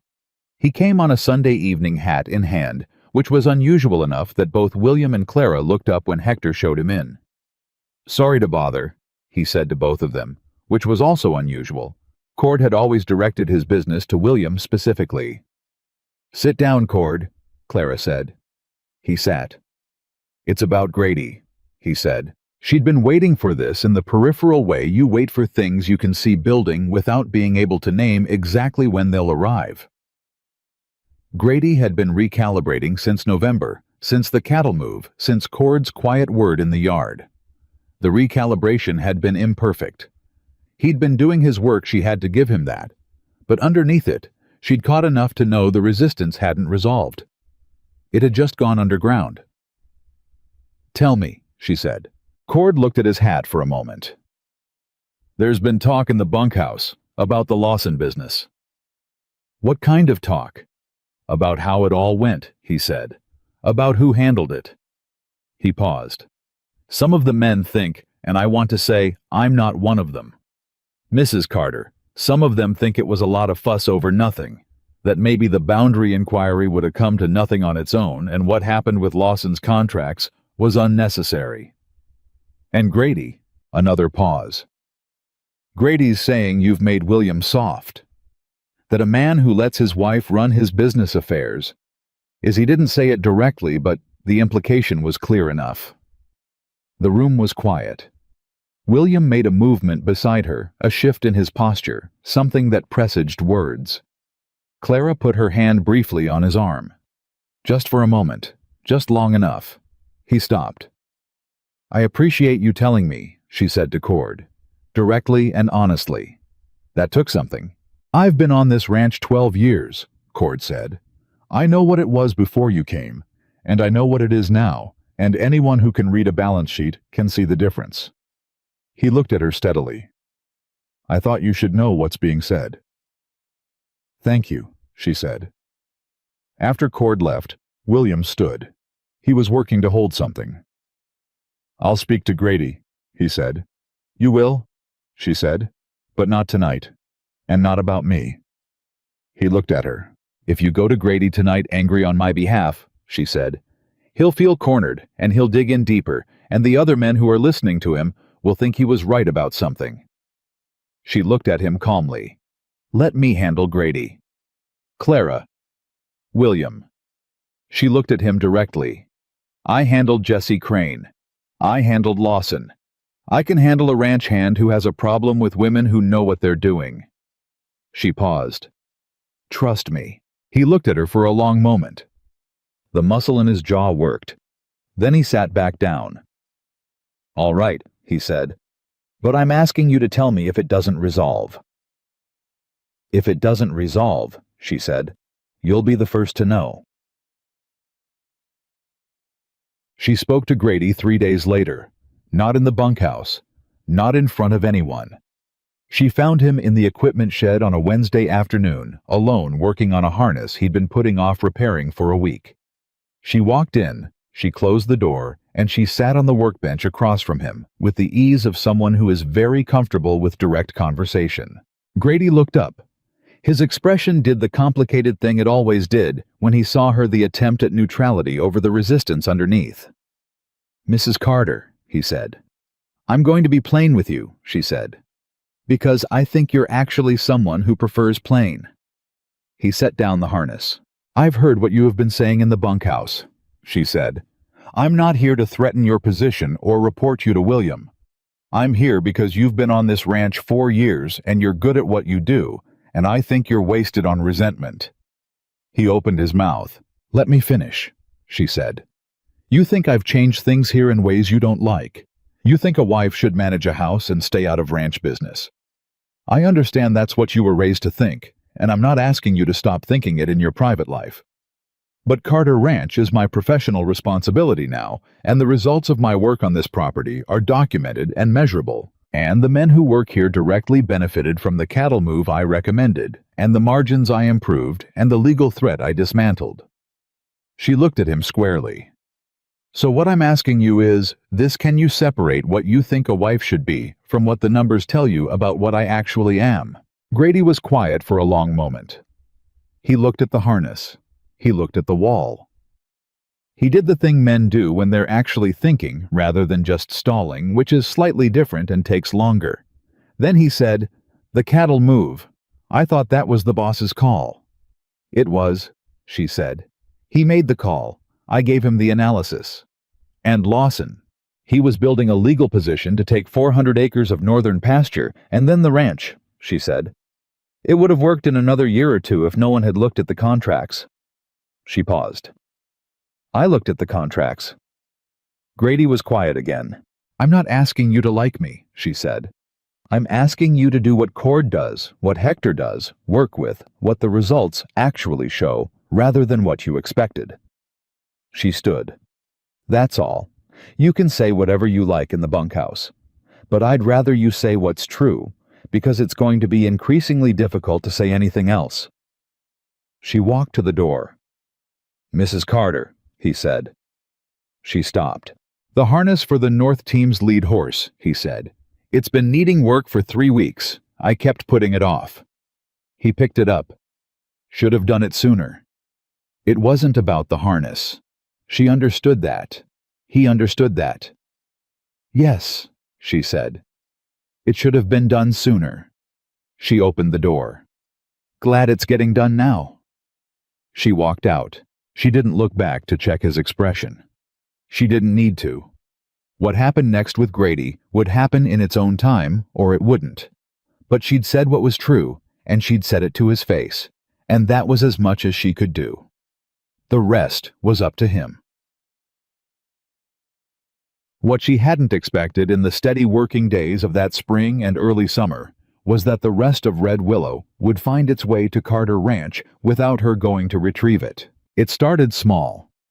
A woman named Agnes Pell, who ran the dry goods store in a town 15 miles south, came to the ranch in June with a business proposition. She'd heard through channels Clara couldn't quite trace, but suspected involved Caleb Morris, who had a wide network and a particular respect for useful information, that Clara Carter had a talent for accounts and supply management, and Agnes Pell had a supply chain problem that had been costing her money for 2 years, and she couldn't figure out where the leak was. She came on a Tuesday morning, a sharp-faced woman of 50, with the directness Clara recognized as the particular directness of women who've run businesses alone and learned to skip the performance. "I was told you fixed Carter Ranch's accounts inside the first month," Agnes said. "I'm not offering charity. I'm offering to pay for an analysis." Clara looked at her. "Sit down," she said. "Tell me about your supply chain." It took 2 hours. At the end of 2 hours, Clara had identified 3 likely sources of the leak and recommended a documentation change that would let Agnes see exactly where losses were occurring going forward. Agnes paid her in cash, which Clara had not asked for, and which she accepted because refusing would have been condescending. Agnes came back in August with a friend who ran a small livestock operation. That woman came with a neighbor. By September, Clara had done informal consultations for 6 different business owners in the surrounding territory. Always at the kitchen table, always starting with the same question. "Tell me what the numbers show you, and tell me what you think is wrong." William watched this develop with a particular expression she'd come to translate accurately. It was not quite pride, which would have been too simple. It was something more like the face of a man watching a river he thought he understood reveal an additional current. Not surprised exactly, but recalibrating. Adding this new information to what he already knew. "You're building something," he said one evening. "I'm answering questions people bring me," she said. "Same thing," he said. "With you." She looked at him. "I like the work," she said. "I like the problems. Every operation is a little different. Different leaks, different patterns, but the logic underneath is always the same.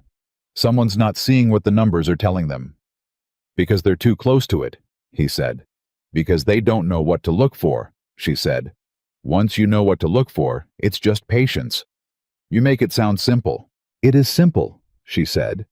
"It's not easy, but it's simple. There's a difference." He was quiet for a moment. Then, "What about making it formal?" She looked up from the papers she'd been working on. "A consulting practice," he said. "Proper. With a fee structure and a schedule." He looked at her. "You're doing it anyway. You might as well build it the way you build everything else, with a structure that lasts." She was quiet for a long moment. "People would have opinions," she said, "about a woman operating a consulting practice." "People have opinions about everything," he said. "They had opinions about you taking this job. They had opinions about me marrying you. They're still having opinions." He paused. "When has that stopped either of us from doing what made sense?" She looked at him. He was right, of course. He was straightforwardly, undeniably right, and he knew it, and she knew he knew it, and the expression on his face was not smug, but simply patient. The expression of a man who has learned when to present an argument and when to let it sit.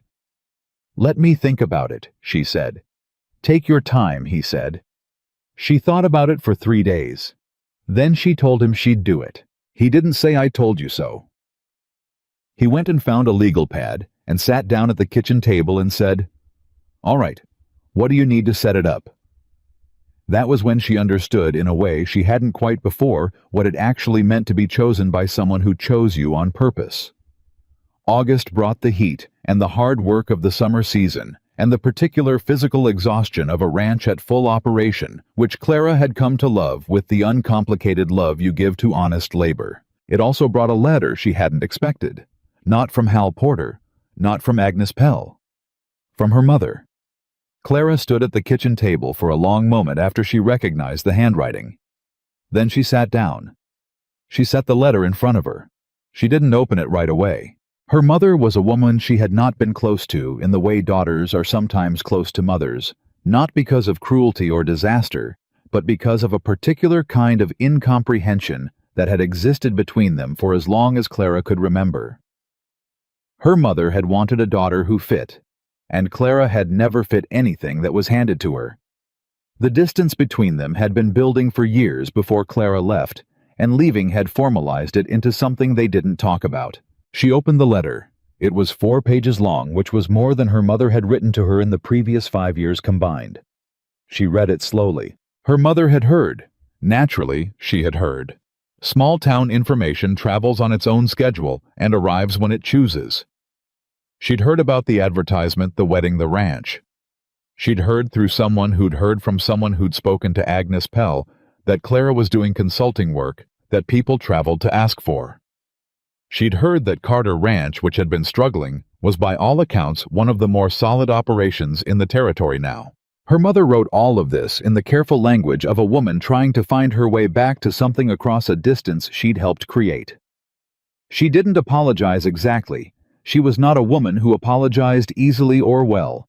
But she described in 4 pages every specific memory she had of Clara, doing exactly what Clara had always been doing, solving problems, seeing clearly, working harder than anyone expected. And she wrote at the bottom of the 3rd page, in smaller handwriting, as though she was hoping the size would make it easier to say, "I should have told you then what I'm telling you now. I saw it. I always saw it. I just didn't know how to say so in a way that was useful to you." Clara read that paragraph twice. She sat with it for a while. Then she did something she hadn't done since October, since the morning she'd mailed the letter at the Red Willow post office, since the years of plain-spoken survival that had made weeping feel like a luxury she hadn't earned. She cried. Not dramatically, not for long, just quietly at the kitchen table, with her mother's letter in her hands, allowing herself the full weight of a thing she'd been carrying for a very long time. William came in from the yard and stopped in the doorway. He didn't say anything immediately. He came to the table. He sat beside her close. He didn't ask what was wrong. He didn't try to fix it. He just put his hand on her back and kept it there steady and warm, the way you hold someone when you understand that what they need is not a solution, but a witness. After a while, she told him about the letter. He listened. He read the paragraph she pointed to. He set the letter back down carefully. "Are you going to write back?" he said. "Yes," she said. "I think so, when I know what to say." "What do you want to say?" She thought about it. "That she's right, that she should have said it sooner," she said. "And that it still means something even though it's late." She looked at the letter. "It means something because it's real. She saw it and she's saying so. That's not a small thing, even if the timing is terrible." "No," he said. "It's not a small thing." She looked at him. "You're good at this," she said. "At what?" "At knowing when to talk and when not to," she said. "Most people don't know that." He looked at her with the expression that had been on his face more and more in recent months, that thing that lived past respect that had been building since October and was now fully present and not pretending to be anything else. "Clara," he said. "I know," she said. "I haven't said it," he said. "You've been saying it in every other language for 9 months," she said. He was quiet for a moment. Then something in his face shifted the last piece of the careful reserve he'd maintained since Elizabeth, since the grief, since the years of running the ranch alone and learning to need very little. "I love you," he said. Plain, final, no performance. She looked at him for a moment, at the man who had chosen her, not despite what she was, but because of it, who had put her name beside his in public, and meant it, who had sat beside her at 4 hours of legal negotiations, and an April confrontation, and a February of records, and an October wedding, and 9 months of mornings at the kitchen table. "I know," she said, and then, because plain was the only language worth using, "I love you too." The kitchen was very still. Outside, Carter Ranch went about its business. The hands in the field, the cattle on the pastures, the fence lines straight and true, the barn in solid repair. The accounts clean and documented the operation, built to last rather than to impress. Inside, 2 people sat at a kitchen table in the particular silence of something that had been a long time arriving and was finally completely home. In September, Grady asked Clara a question. He came to her directly in the yard on a Thursday morning without hat-in-hand formality and without the complicated expression he'd worn for most of the year. He came the way men come when they've worked something out inside themselves and arrived at a different place. "The feed allocation on the South herd," he said. "I've been looking at it, and I think we're overfeeding the eastern portion by about 15%. I tried to work out the math, but I'm not sure I did it right. Will you look at it? She looked at him for a moment. Show me what you worked out, she said. He showed her. He'd done the arithmetic carefully on a folded piece of paper he'd kept in his shirt pocket, the handwriting pressed hard with a pencil. The logic was right. The calculation was slightly off, but the instinct behind it was correct. You're right that we're overfeeding, she said. Your number is close. The actual overage is closer to 18%. She showed him the correction. Good eye on the herd. He looked at the correction. He nodded. I'll adjust the allocation tomorrow, he said. Good, she said. He turned to go. Grady, she said. He stopped. This kind of observation, you see something off. You look into it, that's exactly what this ranch needs, she said. Bring me things like this. He looked at her for a moment. Yes, ma'am, he said.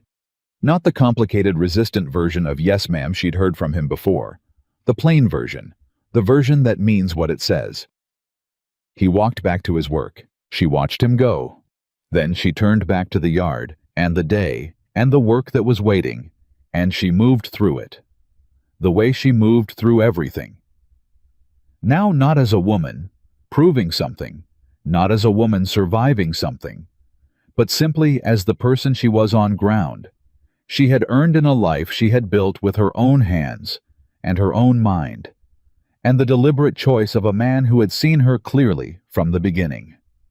That evening, she wrote to her mother. The letter was 3 pages. She said what was true, and she said it directly, because she'd learned that plain language, however difficult, was always worth the cost.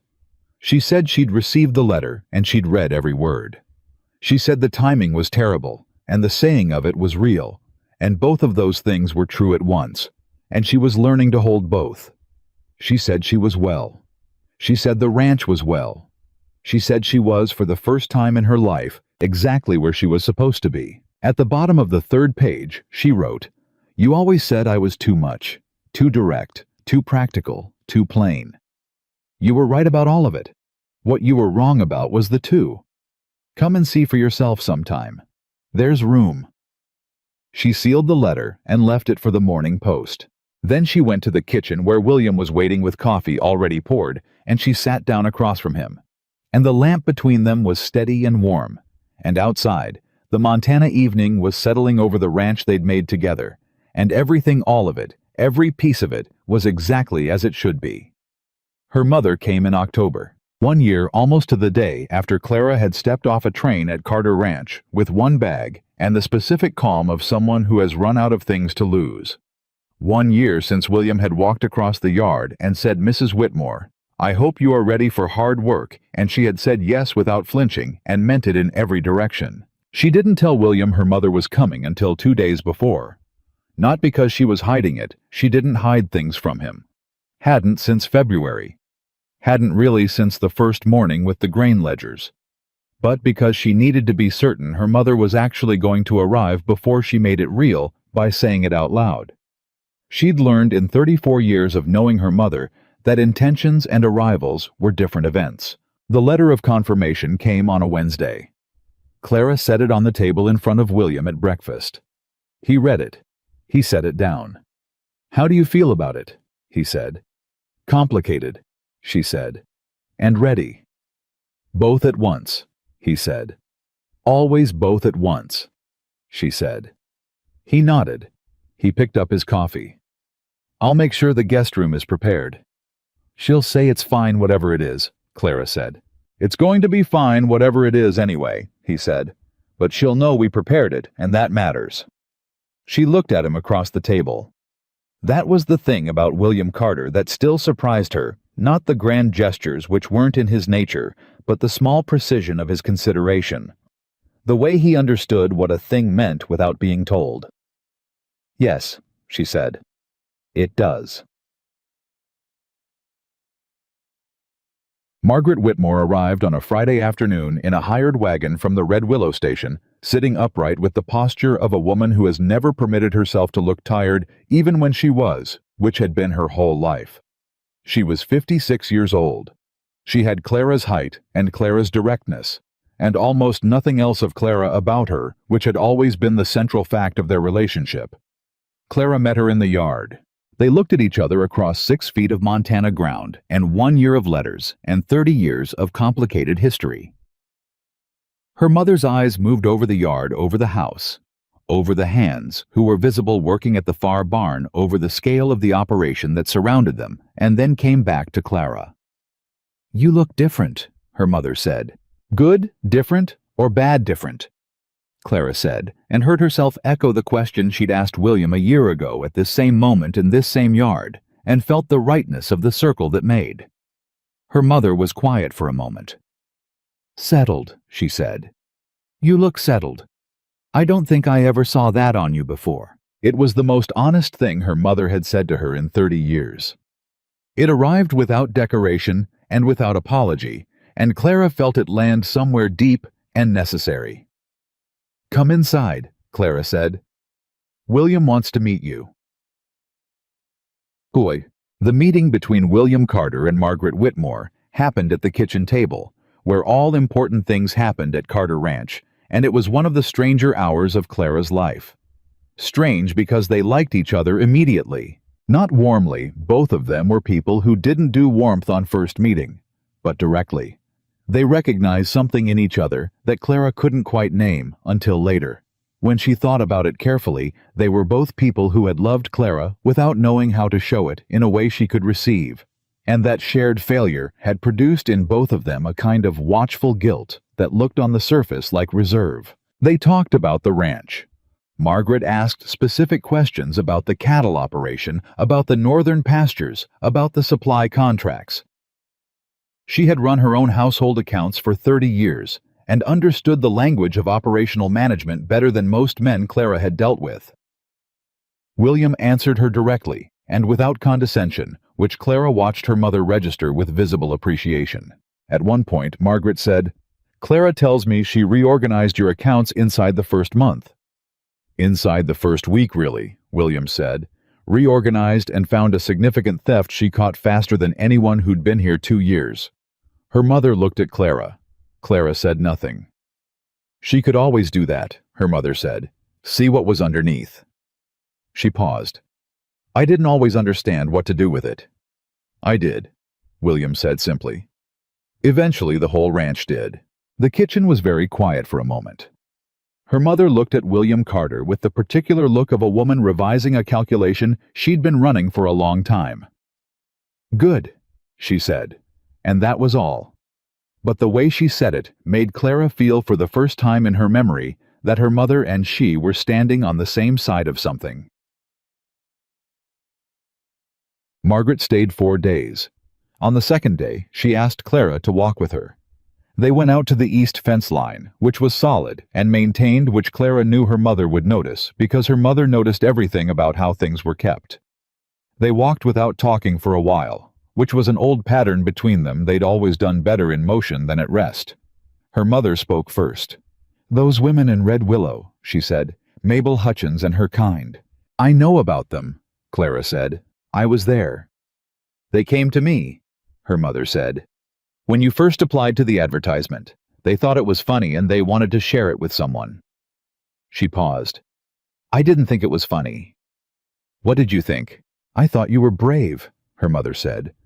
"And I was angry at myself because I'd never told you that you were brave. I'd spent so many years telling you to be different that I'd never once said what I actually saw." She stopped walking. "You asked why I didn't write sooner. The honest answer is that I didn't know how to say I was wrong without making it about me. It took me until the spring to find a way to do it that was actually about you." Clara stood beside her mother on the east fence line of Carter Ranch and looked at the ground for a moment. "I know," she said. "I know that's what it took." "Are you angry?" "I was," Clara said. "For a long time. Not at you specifically.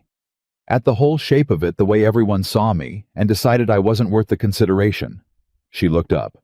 "But I'm not carrying it anymore. It costs too much, and it isn't useful." Her mother was quiet. "You sound like you figured something out," she said. "I figured out that my worth was never in their opinion of me," Clara said. I always knew that, but knowing it in your head and knowing it in your body are different things. I know it in my body now. Her mother looked at her for a long moment. The man in there, she said. He did that for you. He gave me the conditions to do it for myself, Clara said. That's different, and better. Her mother turned and looked back toward the house, toward the ranch, toward the operation that her daughter had walked into with one bag and rebuilt from the inside out. Yes, she said quietly. I suppose it is. The news came on the third day of her mother's visit, and it came the way bad news usually comes at the worst possible moment, without warning, wearing a face you recognize. Hector came to the house in the late morning, which he only did when something required it. Clara saw his expression before he said a word, and felt her attention sharpen. There's a man here, Hector said to Clara, because Hector had long since established the order in which he delivered information. He says he's from the territorial governor's office. He's asking for both of you. Clara and William exchanged one look. Bring him in, William said. The man's name was Richard Foley, and he was younger than Clara expected, perhaps 35, with the careful suit and the careful manner of someone who understood that the message he carried had weight and was trying to carry it cleanly. He sat at the kitchen table. He opened a leather case. He laid out 3 documents. I want to be direct with you, he said. This involves Henry Lawson. The kitchen was very still. Clara's mother, who had been in the adjacent room, appeared in the doorway. Clara looked at her and shook her head slightly. Her mother came in and sat in the corner without a word because she understood at her core when to be invisible. Tell us, Clara said to Foley. Foley told them. Gerald Pruitt had broken. The investigation into the 2 ranchers from the spring, the ones who'd sold land at below-market prices, whose testimony Caleb Morris had secured, had expanded over the summer into a formal territorial inquiry. In the course of that inquiry, documents had emerged that were considerably more damaging to Pruitt than to anyone else. And Pruitt, understanding his position, had done what weak men in desperate positions invariably do. He had told the truth about Henry Lawson, all of it. Not just Carter Ranch, 7 operations over 11 years, a methodical, patient network of land acquisition built through corrupted survey inquiries, manipulated debt instruments, and a territorial appointee who had been in Lawson's pocket since before his appointment. 4 ranchers who had sold under pressure they didn't understand was manufactured. 2 who had defaulted on freight obligations that Lawson's own contracts had been constructed to eventually trigger. The territorial governor's office had been building a case for 4 months. Carter Ranch is the clearest documented example, Foley said, because of the records you built. He looked at Clara specifically.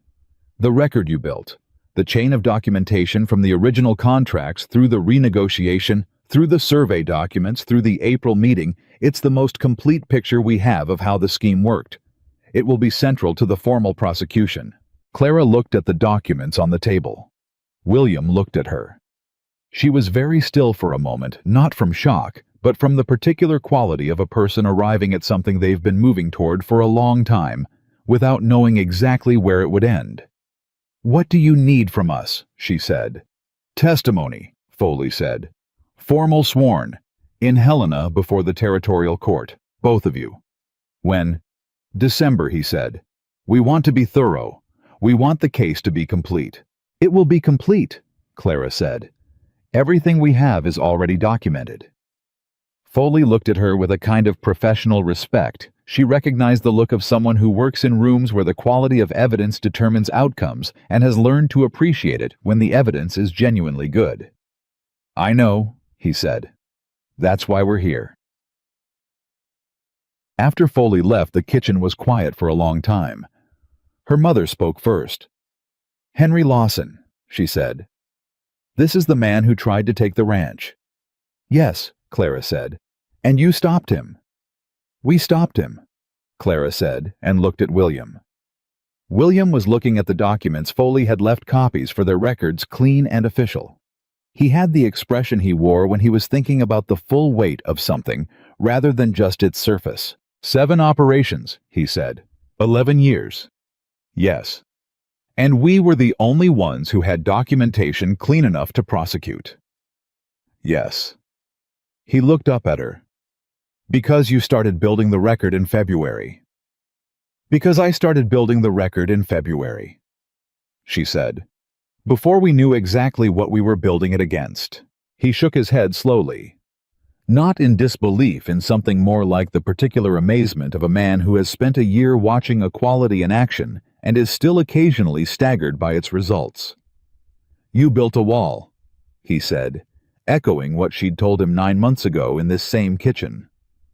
I removed the fog, she said, saying now the full version of what she'd only partially said then. Her mother was watching this exchange with the expression of a woman learning something about her daughter she should have known 20 years ago, and is receiving it now whole all at once, like rain on ground that has been dry too long.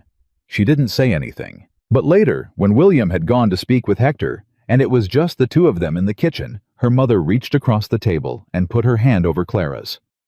The same gesture William had made in the spring. The same language. Clara understood in that moment that all the most important things in her life were being communicated through the same simple act, and that this meant something about what she'd been looking for and what she'd found. I was wrong, her mother said. Plainly, finally, the full version without the hedges of the letter. I know, Clara said.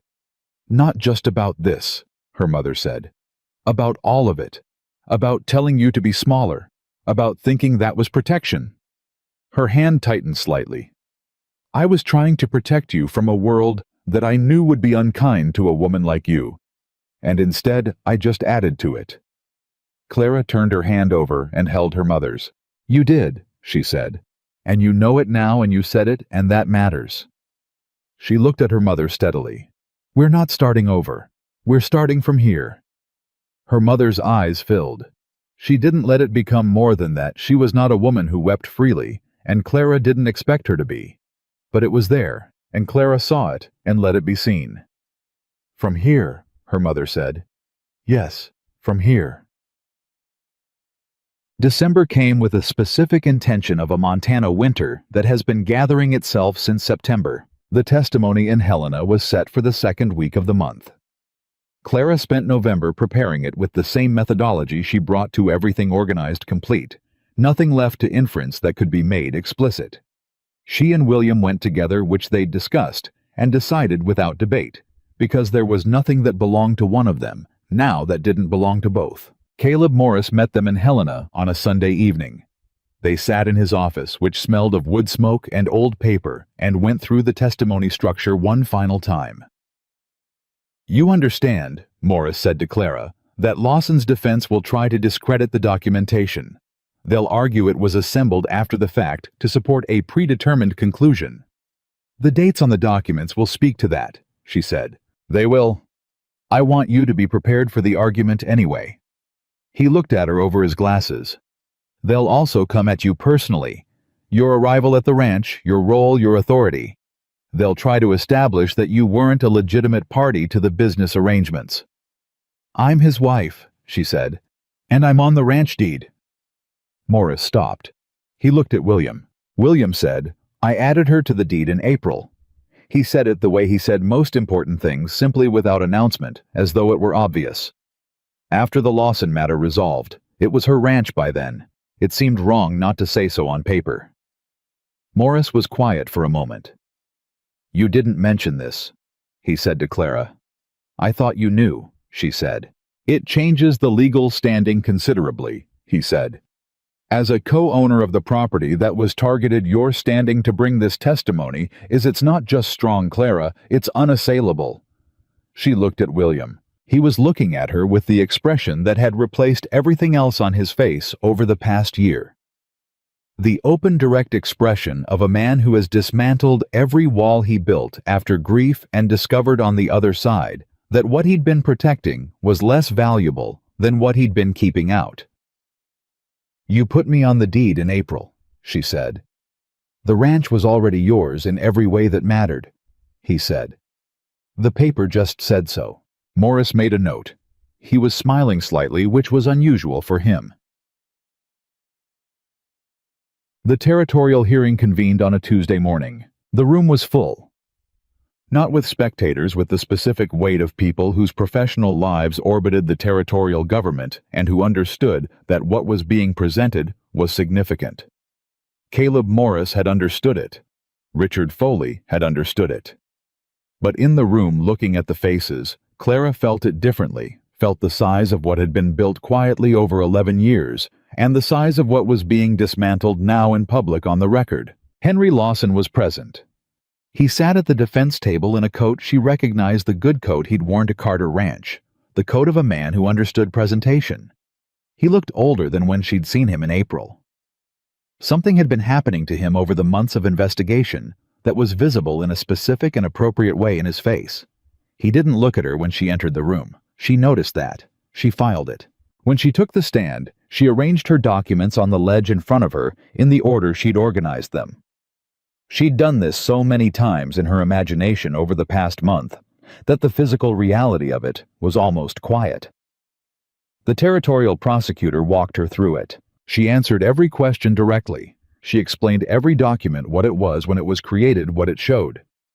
She explained the freight contract default clause, the land option language, the survey inquiry, the connection to Pruitt's consulting arrangement.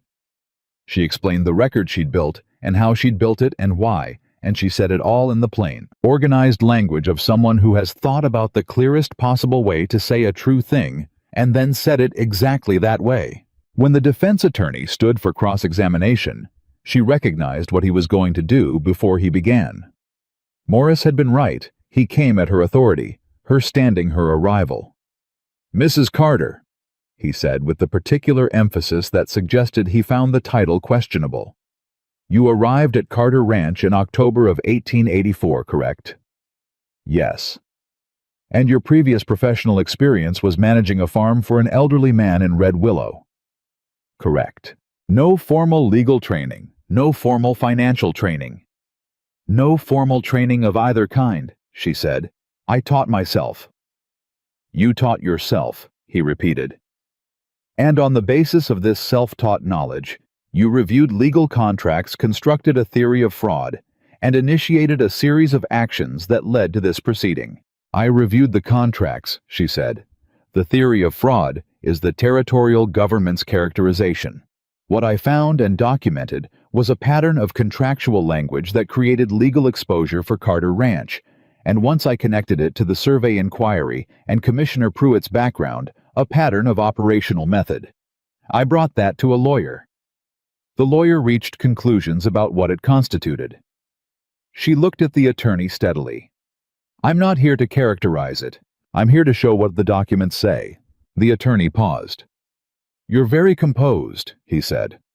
"I find accurate documentation calming," she said. A sound moved through the room. Not laughter, exactly the sound that happens when something strikes people as both surprising and exactly right. The attorney tried 2 more angles. She answered each one the same way, directly, specifically with reference to the documents and nothing beyond them. She did not embellish. She did not reach. She simply told what the papers showed in sequence with the completeness of someone who had organized the truth so thoroughly that the truth was all there was to present. When the cross-examination was done, Morris caught her eye as she returned to her seat. He nodded once. She sat beside William, who put his hand briefly over hers under the table. She pressed it and let go.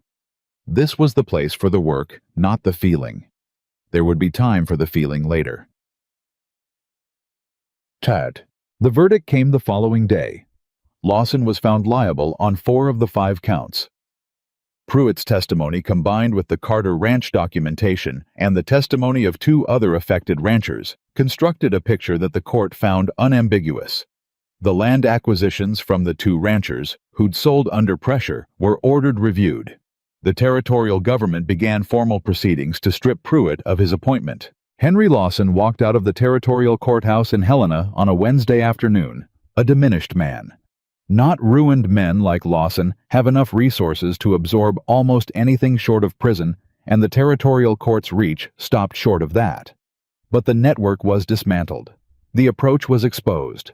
The relationships that had been built on the assumption that no one was looking carefully enough were now on the public record. He was never going to do this again. Clara stood outside the courthouse with William and Caleb Morris as the proceedings closed in the cold of a December afternoon, and she felt not triumph. Something quieter than triumph. The specific satisfaction of a job completed, a problem fully solved, a thing that needed to be true now being true in a way that couldn't be undone. Morris shook both their hands. "I've been a lawyer for 27 years, he said to Clara. "That documentation was the finest piece of evidentiary preparation I've worked with, bar none." "It was just the truth," she said. "Organized." "That is all it ever needs to be," Morris said. "Most people can't manage it." He left them on the steps. William looked at her. "Done," he said. "Done," she said. He looked out at Helena, at the street and the people and the December afternoon. "What do you want to do?" he said. "Right now. What do you actually want?" She thought about it. "I want to go home," she said. He looked at her, and his face did the thing it had been doing for a year, that open, direct, completely unguarded thing that she had come to understand was the most valuable face she'd ever seen on another human being. "Then let's go home," he said. They were back at Carter Ranch by Friday evening. The first snow of the season came in that night, not a blizzard, just a quiet, steady snowfall that covered the pastures and the fence lines and the roofs of the buildings. Clara stood at the window and watched it for a while. Then she went to the kitchen where William had the lamp burning and the coffee on because in a year of mornings he'd learned her rhythms as well as she'd learned his. She sat at the table. He sat across from her. They didn't talk about Helena. They didn't need to. It had been said in the courthouse and on the steps and in the carriage ride back to the station, and what remained of it now was the permanent kind, the kind that lives in what's been built rather than in what's being discussed.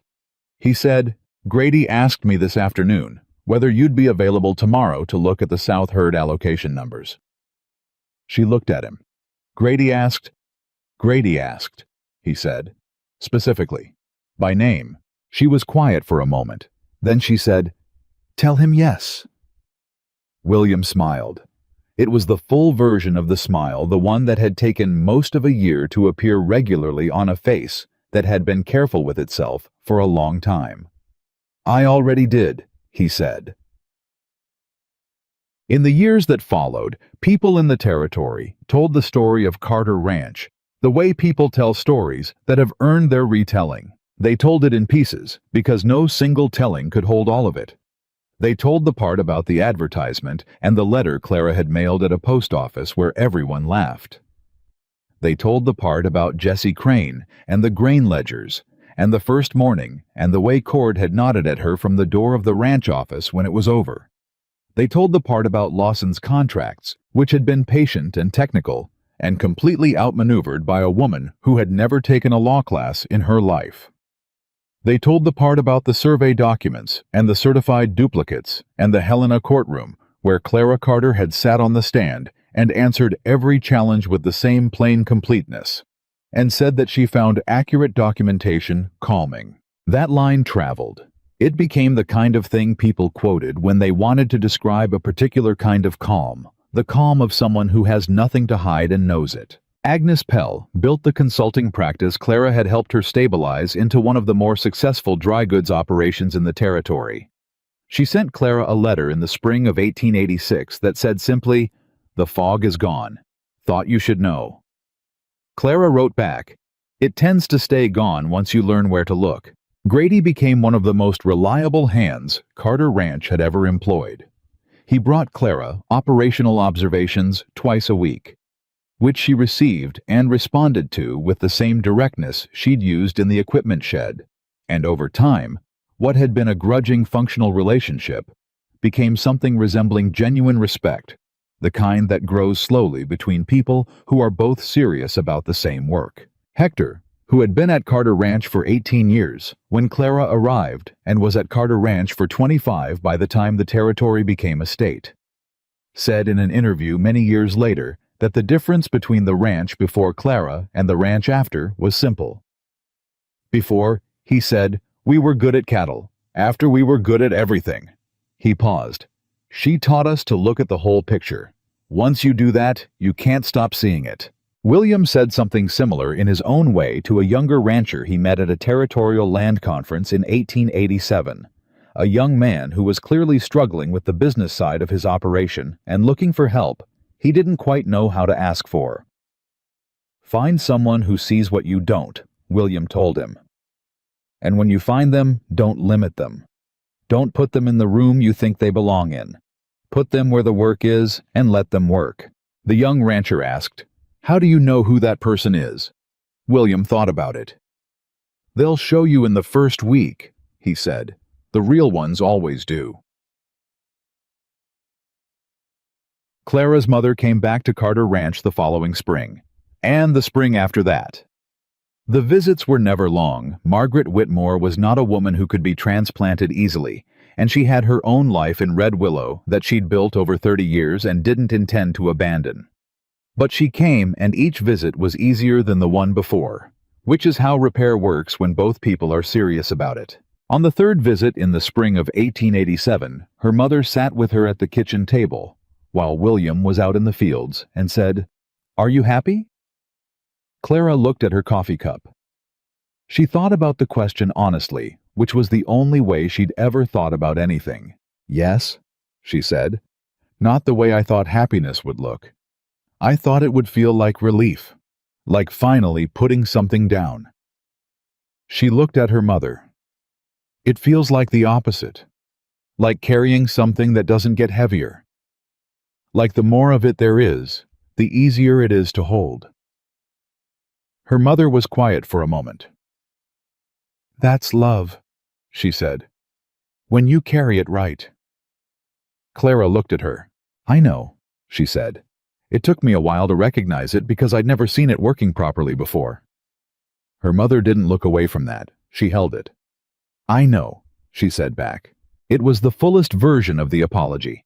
Not in the words they'd already done the words the previous fall at the kitchen table, the genuine and direct version that said I was wrong and meant it. This was the version that came after. The version where both people sit with the truth of it and don't look away and go on carrying what they've built together toward the light. Red Willow changed the way small towns change when the story they've been telling about someone turns out to be wrong. Not dramatically. Towns don't do dramatic reckonings. They do the quiet, gradual kind, the conversations that shift the opinions that get quietly revised, and never loudly announce the slow consensus that arrives and replaces the old one without ceremony. Tom Haskell was the most visible piece of it because he was the most visible person who'd been wrong. He sold his hardware store in 1886 and moved south, which people said was for family reasons, and which Clara understood from a single letter. Hal Porter wrote about it was at least partly a desire to live somewhere no one associated him with a particular kind of mistake. Mabel Hutchins remained in Red Willow, and in the way of people who have looked in the wrong direction, and know it developed a very strong opinion that she had always believed in Clara Whitmore's abilities.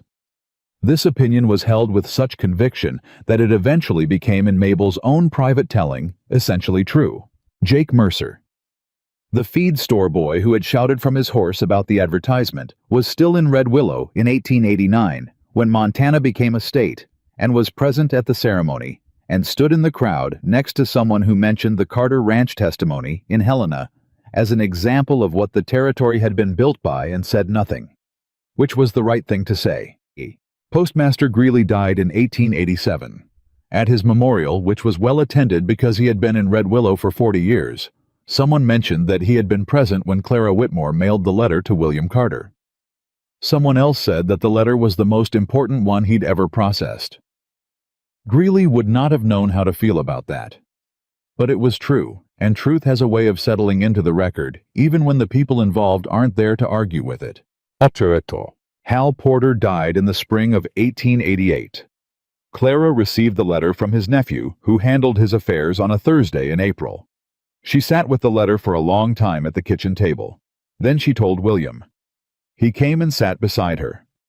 "He was a good man," she said. "He was," William said. "And he saw you clearly when almost nobody else did.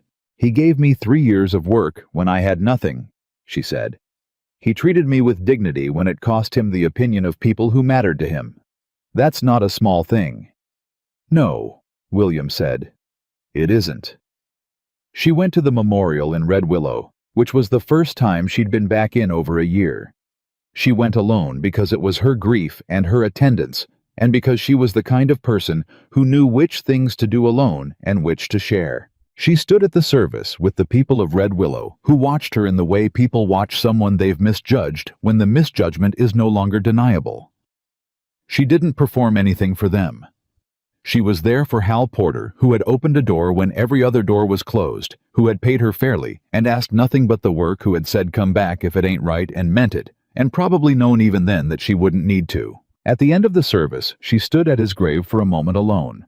She said out loud to no one who could hear it, I came back.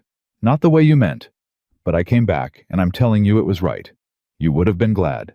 She drove back to Carter Ranch in the late afternoon with the spring coming in green across the hills and the fence lines straight and clean in the fading light and the house visible from the ridge, the way it always was, solid and certain exactly what it had been built to be. William was in the yard when she came in. He saw her face and came to the wagon without being asked. He helped her down. She held onto his hand for a moment. Thank you, she said. For what? For choosing me, she said. On purpose, with full information. He looked at her, at the woman who had arrived with one bag and rebuilt everything, who had seen what he couldn't see and said it without flinching, who had dismantled a 7-year fraud with documentation and a steady voice, who had loved him in the plain and total language that was the only language she'd ever had. That was never a hard choice, he said. The hard part was knowing what I was looking for. Once I knew that you were the only answer. She looked at him in the afternoon light on the ground they owned together, in the life they had built together, from what everyone else had dismissed as nothing worth having. She knew what she was. She knew what this was. And she knew with the certainty of a woman who has never said a thing she didn't mean, and isn't going to start now, that this was exactly, permanently, and without qualification, where she was supposed to be. The woman they had called the ugliest bride in the West stood on her own land, beside the man who had chosen her with open eyes, and she was none of the things they had said she was. She was the one who had built it all, and that was the story Red Willow told forever after. Not the story of a woman who had been lucky, not the story of a man who had surprised everyone, but the true story. The only one that had ever been real. The story of a woman who had always known her own worth, who had held it through 24 years of a world that said she was wrong, and who had ultimately, undeniably, and permanently proved that she was right.